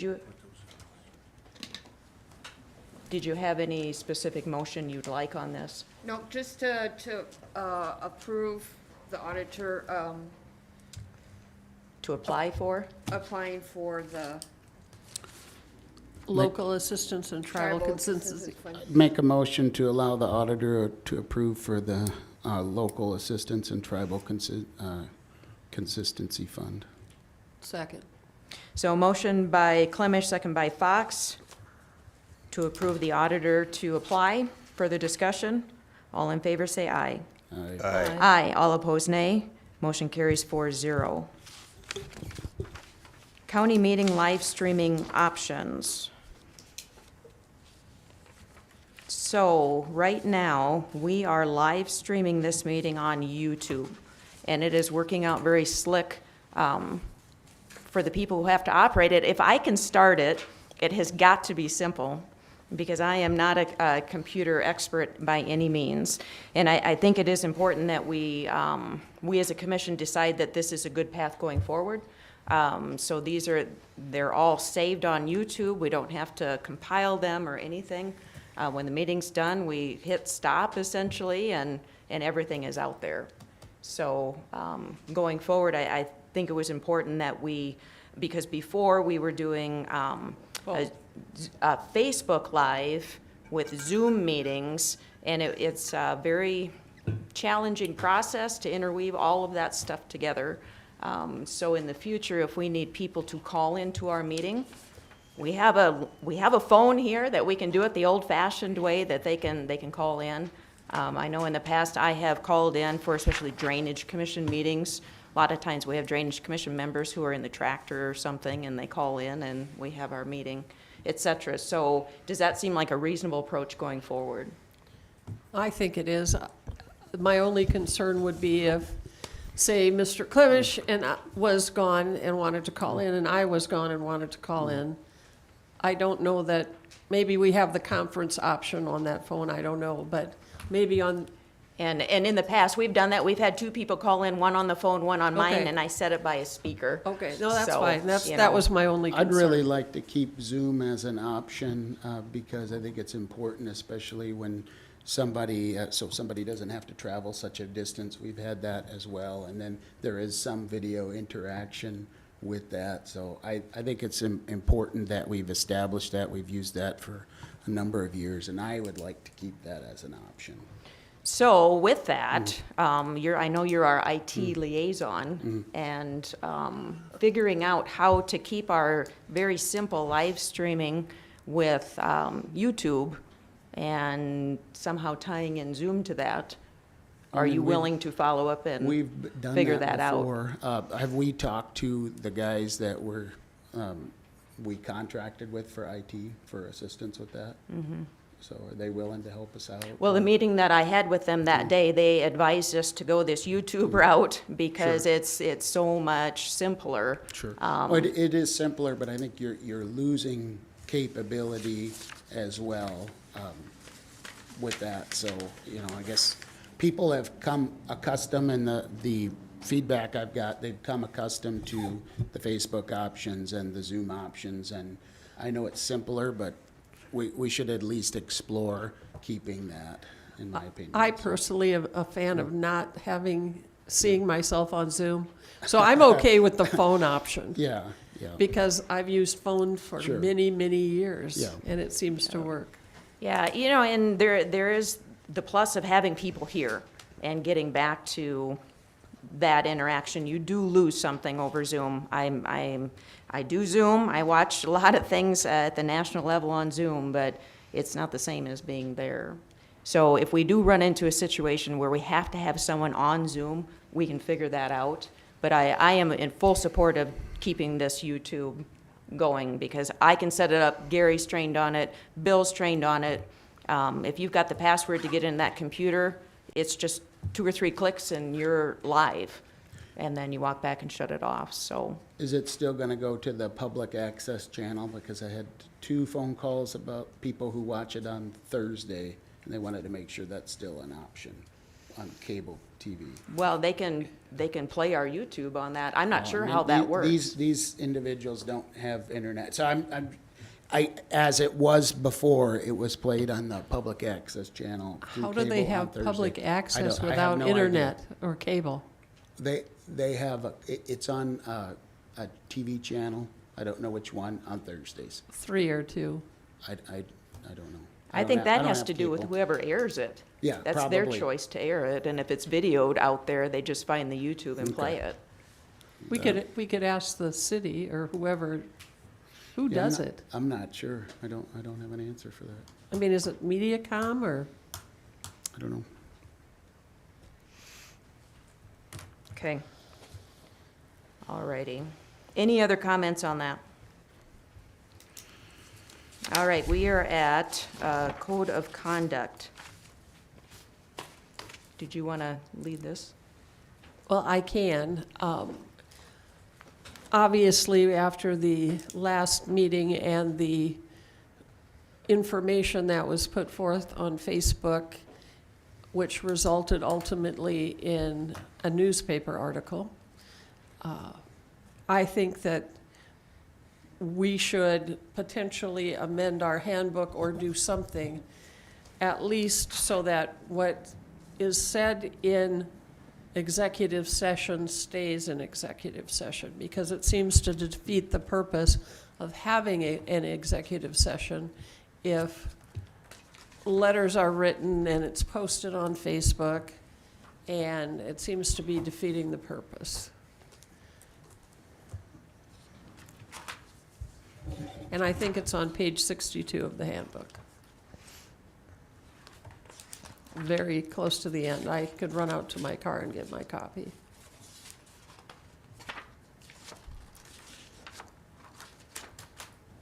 '59. Well, it starts on 60. Yes, so we did, in 2020, adopt a code of conduct that is in there. And so what you're suggesting essentially is to put some paragraph in there that specifically talks about executive session. Correct. Okay. Because obviously, anything that is said out here in public is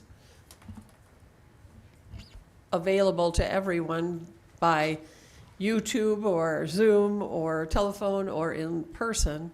But if we are going into executive session and we're talking about things that are, for example, employee-related and private, then I think those should stay private. Otherwise, we might as well just talk about it all out here.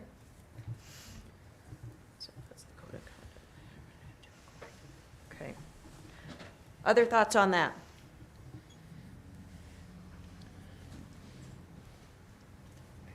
I guess I think it's since Wanda's an attorney and she brought this up, she'd be a perfect person to write up the. To write something up?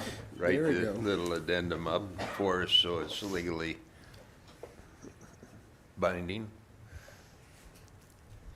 I'm sure I can do it with the assistance of Miss Lily. Okay. Does any- I'll rough it out and give it to legal counsel to have them edit it. Okay, so at the next meeting, or, let's see, so we'll be November, is it 1st and 15th? Yeah, one of those 2 meetings. Yeah, Okay, sounds good. I'll get that done. Let him speak during public comment. Okay. So, all right, and the next one, the next item deals also with the county handbook and holidays. So at the last meeting, the commission voted to add the Native American holiday this year as a holiday. And during that discussion, I had said if we're going to do that, I would prefer to have the discussion to talk about the holidays again in our handbook, and if we need to essentially align with the state or just amend the current holidays that we have. So let me find the holidays here. I should have I marked it. think they're set forth in SDCL 151. And then that book behind you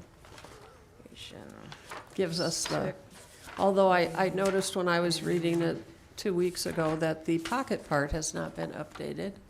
So I would think as much money as we send to Thomas Reuters, they could maybe send us some new pocket parts.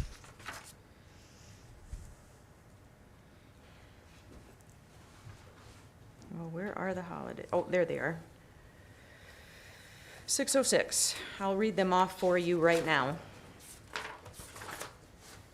So, our county recognizes New Year's Day, Martin Luther King Jr., Presidents, Good Friday, Memorial Day, Independence Day, Labor Day, Veterans Day, Thanksgiving, the day after Thanksgiving, and Christmas Day.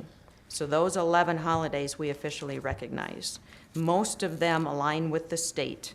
I don't believe the state officially recognizes Good Friday. Sometimes they give that off along with Easter Monday, or they give a half day off in one of those. The state recognizes Native American Day. The state does not recognize the day after Thanksgiving, but they normally give it off. And sometimes the state gives off a half a day for Christmas Eve. Did I get those kind of right, Mr. Hundoff? And I believe they've updated. Oh, and Juneteenth. Thank you. Yeah, I forgot that one. That's all correct. I just wanted to, again, say, every county gets the day after Thanksgiving off, whether they do it in conjunction with the state or just do it on their own. And, you know, I think I have a county employee now in my staff who was with the state for 34 years, the last 34 years before this year, and she said they got it off every single one of those 34 years. So it's not listed as one of their official holidays, but many governors in succession have, given it. So, at this time, I am in support of aligning all of our holidays and just say whatever the state does, the county does. And that makes it easy. It takes the decision away from the county commission. And so if the governor at the time doesn't give it off, then our handbook says you don't get it off. And of course, the governor could give like 50 days off. I doubt they would do that, but then we would be obligated to give 50 days off. I would agree. I think it should be in conjunction with SDCL 1-5-1 as updated, which is not in our current book, which adds Juneteenth. We probably have it, but I just don't have it in there yet.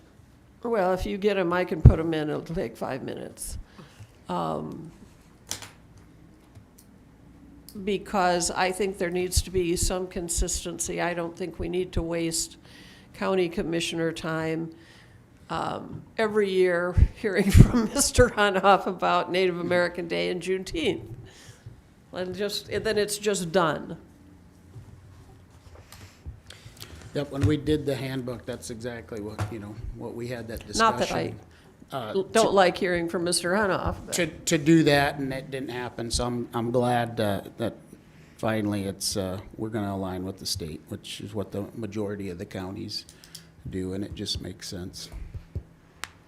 So I think probably the next step is to propose the language and then have to bring the language to approve. I don't think we can approve it and then I work on the language and nobody likes the language, so I think that would be our next step. So is there general consensus to move forward with amending 606, which is holidays? Yes, I would move to amend the handbook to the employee handbook to reflect SDCL 1-5-1 current version. So my question would be though, are you amending it for purposes of this year to finish out the year, or are you amending it to begin in January, because if you amend it now, and for example, the state doesn't give the day after Thanksgiving off, that's gonna raise a concern. And then I'm looking at this, and they don't have Christmas Eve off, according to, No. they only have, And we don't either. right. Yeah. And you never know until the governor says it's Right. off. So I think that, for me, the question would be, are you amending it to begin with the upcoming holidays or to begin in January of 2023? I would suggest that would make more sense. That's how we did the handbook. You We mean amended it, 1/1. and it takes effect 1/1/23. Do you need me to amend my motion to it? Well, no one seconded it, just restate it. I mean, it sounds like we're at a consensus to move forward. We should probably get the language and everything done, and then we'd have a motion to approve that. I mean, we're just your motion is just to work on the handbook, right? We'd still need to approve it later, so. I mean, I believe, yeah. Yeah, Motion so- to amend the handbook, I believe was my motion, Sure. wasn't it? Yep. YouTube could play it back. Is anybody going to second it?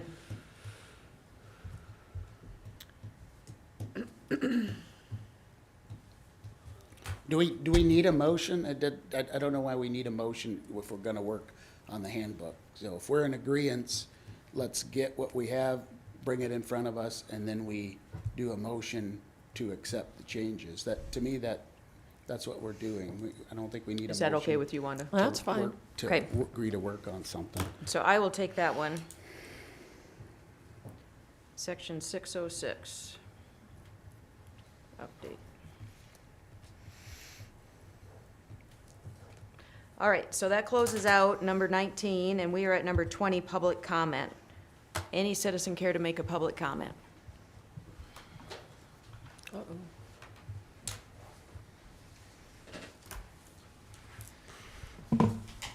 Hi, I'm Ryan Heine. I had applied to put an item on the agenda. Apparently, it did not get applied or did not get to be put on there. I was told I would be able to speak because it is regarding code of conduct. And now I'm limited to 3 minutes, and that's not enough time to cover everything here. Do you have a handout? I have some No. handouts. I was hoping to have the computer connected up here, Well, you could have both. if I have time.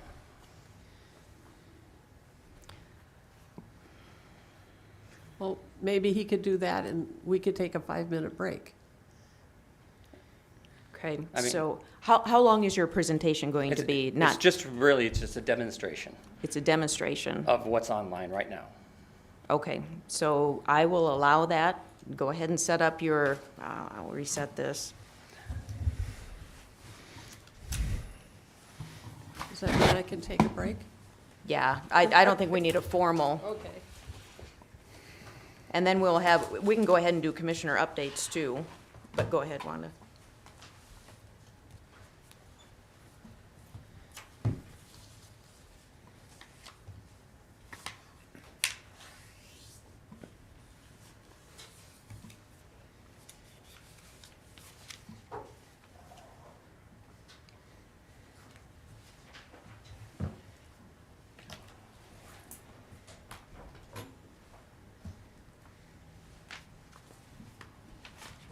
Ryan, do you need ours on? What? Do you know? No, I wouldn't. I can just plug into the HDMI. Okay.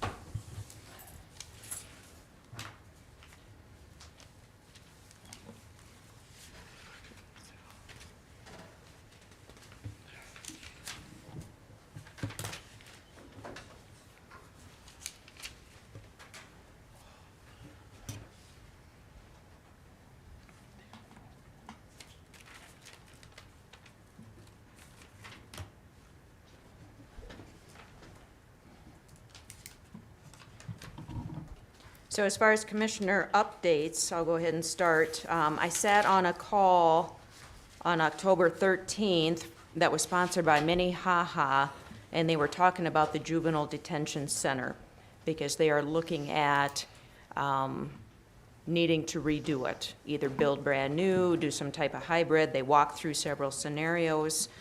It's going to be about $50 million.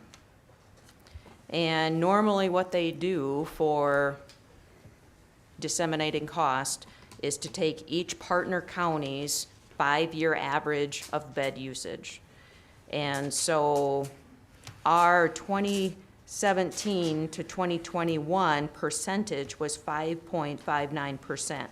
And that equates to a $256,000 share of the yearly payment for that first year of the loan. So they're looking at borrowing money potentially for 20 years, and that 50 million obviously amortized over the 20 years. So our share of that first year, as it stands today, would be about $256,000.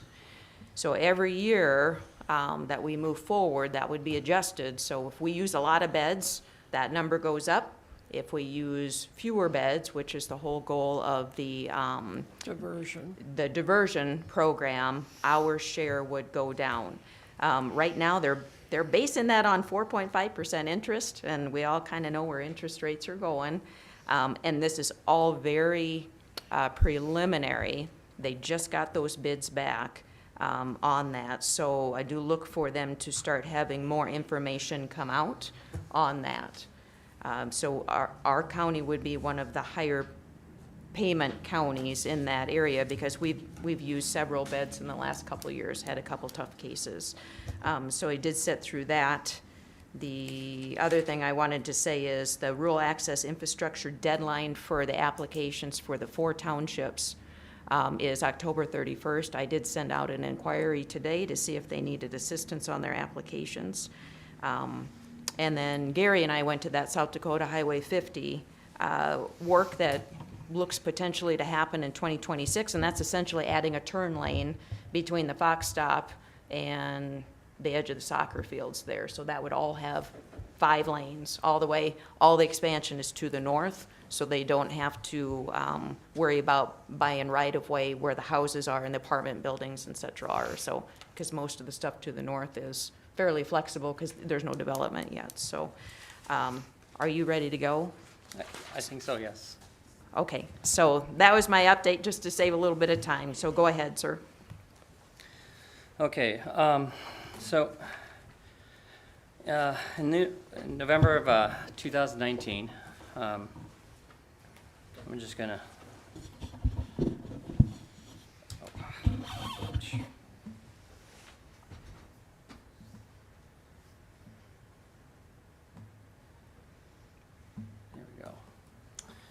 November 2019, Dan Clemish left a 1-star review on my business with no So, comment. okay, so wait a second, just please, please, let me handle this. We don't allow personal attacks. This is about the code of conduct violation. This is a code of conduct violation. This is not a personal attack. This is simply iterating the facts in an issue that is existing right now on county social media. I'm struggling with this. I don't think it. This is a violation of the First Amendment of the Constitution. As the Supreme Court has stated that social media is a modern public square. Okay, but the problem I have here is the tit for tat that our society is getting into. This is a problem that the county could be sued for. How about a generalization first, so we know what we're dealing with? Well, okay, I will skip ahead a bit. Look at the screen. This is my attempt to view Dan Clemish's profile on Facebook. I am blocked. Okay, and Hold on. This feels pretty This personal. is also Dan Clemish for County Commissioner. I am blocked. This happened sometime this summer. Sir, Now- this is not the platform for This that. Ryan Where is Heine the- for county commission right here. Everybody Mr. in the Clemish, public. no personal attacks. Enough. That's why we don't want to go down this path, is it's going to This- spiral, and it's going to reflect poorly. Well, do you prefer that I bring it up to the? will reflect Then poorly do I on have to all bring of it? us. Do I have to bring it on the Attorney General and the ACLU? And you can certainly bring it when we And then have, we get the county when we sued. have candidate forums. This is not a candidate forum. This is a violation official. of the code of conduct. Where can a citizen bring a violation of the code of conduct on a commissioner? So you can go to the state's attorney's office and lodge those complaints. Did you do that? I have been attempting to do that this month. I have been given no response. Okay, so allowing the allegation back and forth, and then Commissioner Clemish has to sit here, and then he'll want to defend himself, which he has every right to do. He does. And so I am I pointing don't out- believe we can allow this at this meeting. I am pointing out that Mr. Clemish is an administrator on the Yankton County page, social media. He posts updates to it from his personal profile. And he has blocked me for the last 3 years for no reason. That is a violation of my First Amendment rights of freedom of speech, because that is a public square. And for the last 3 years, he has blocked me. And therefore, I could not see any updates that he provides on there, any comments he says. So we will, I promise you, we will look at how our Facebook pages run. Will you take that, accept that as an answer tonight? Because I don't want this all to reflect poorly upon you as a candidate for county commission or Mr. Clemish as a candidate for county commission. This is not the platform for this. We will review our Facebook policy and how things are posted. Is that acceptable tonight?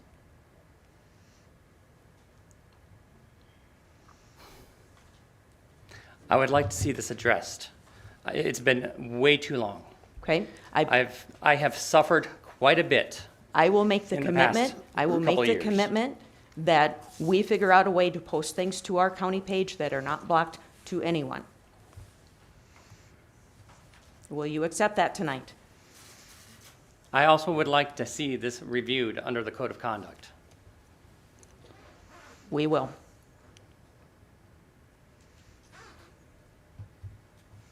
Okay. Thank you. Are there any other public comments tonight? Public comment is closed. Are there other commissioner updates? I don't have any. No. All right. With that, we are at item 22. I would- Oh, go ahead. I would move to go into executive session for poor relief issues pursuant to SDCL 1-25-2 and 28-13 and 28-13-1.3. Second. Motion by Fox, second by Clemish to go into executive session for the statute stated. Further discussion? All in favor say aye. Aye. All opposed, nay. Motion carries 4-0. We are now sitting as executive session.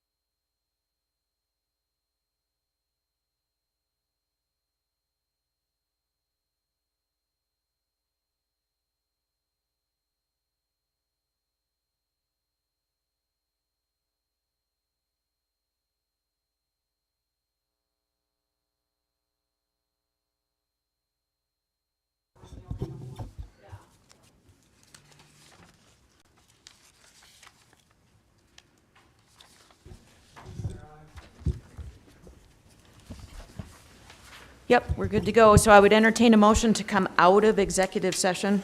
I would move to come out of executive session. Second. So a motion by Fox, second by Kettering to come out of executive session. All in favor, say aye. Aye. Aye. Aye. All opposed, nay. Motion carries 4-0. We are now back in regular session.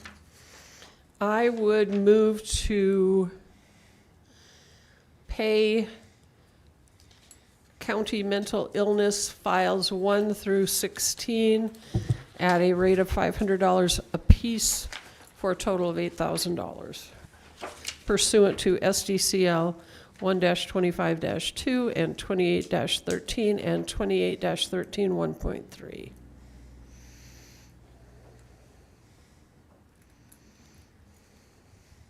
Second. So motion by Fox, second by Kettering to approve the mental illness holds in the amount of $8,000. Further discussion. All in favor say aye. Aye. Aye. All opposed, nay. Motion carries 4-0. And that was the only thing on. So items for next meeting. I'm going to try to have some language drafted for the code of conduct for general discussion. So code of conduct. So we probably should just have one line item, so update county handbook, code of conduct, and section 606, which is the holidays. So we'll just do one line item there. Okay, And so this do is we want to November. put on the agenda, checking with the administration of Facebook? Yes, so that, we'll put something on there for county Facebook page administrators. Well, if we're not gonna use it to stream anymore, we could probably just get rid of it too. I'm sorry? If we're not gonna stream live on Facebook anymore, we'll probably just get rid of the Facebook page if we want to. or if Well, we wanna but keep it. we do So- post Okay. items for like, well, for example, the latest was the veterans tax exemption alert that it's coming up from the equalization office, and road closings and things like that. So I do think our website does serve a purpose. We have almost 1,000 folks. Does that also include like when there's a blizzard and the Yeah, county closes That down? can be there. Paul has posted some things there. So I do think that Flag warnings? it is worth having. We just need to figure out what's the best way to make sure whoever's posting is not Blocking. associated with some type of blocking of that. So we will put that on there. Anything else right now? Because it is Well, I'll just November 1st. take myself off as administrator when I'm done here, and then it shouldn't be an issue. But I Or do I'll think just it's be worth having the conversation, because I may not be sitting here next year, and I'm on that county page, and who's going to be responsible for it, and et cetera. So I do think it's worth, because whoever is taken off, someone gets put on, and they're gonna have the same challenge. So we do need to have the conversation. Sherry, I'd like to get on the agenda, a discussion about this detention issue. That's an incredibly huge expense. Tis, Incredible. We need to look at options. that it is. Maybe there'll be some openings up at HSC and they could use a Juvenile ward out detention there. center options. It, yeah, and it sounds like they're serious about it. It's not just, well, we're thinking about it, and in 10 years, we're gonna do something. I think there's discussion as well that's gonna come from the legislature. Correct. The regional ones, like, Yep, but I don't know where that's at. yep. So no funding has been allocated yet for that. So there's a big jail discussion, and then I think the juvenile jail system will be part of that, and whether they can get state funding for half of it, that'd be great. But, so it's just really all in its infancy. The first step was to get the cost. So we can do that. All right, entertain a motion to adjourn.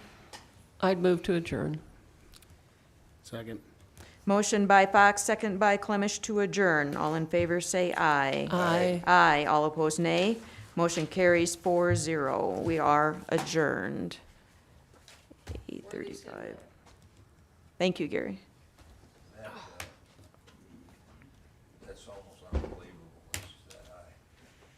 Yeah, and at home, I've got the, because they had split out the cost for lot more when it's all everybody. done. Davison County is, Still paying the monthly rate, or the daily rate. exactly, $250,000.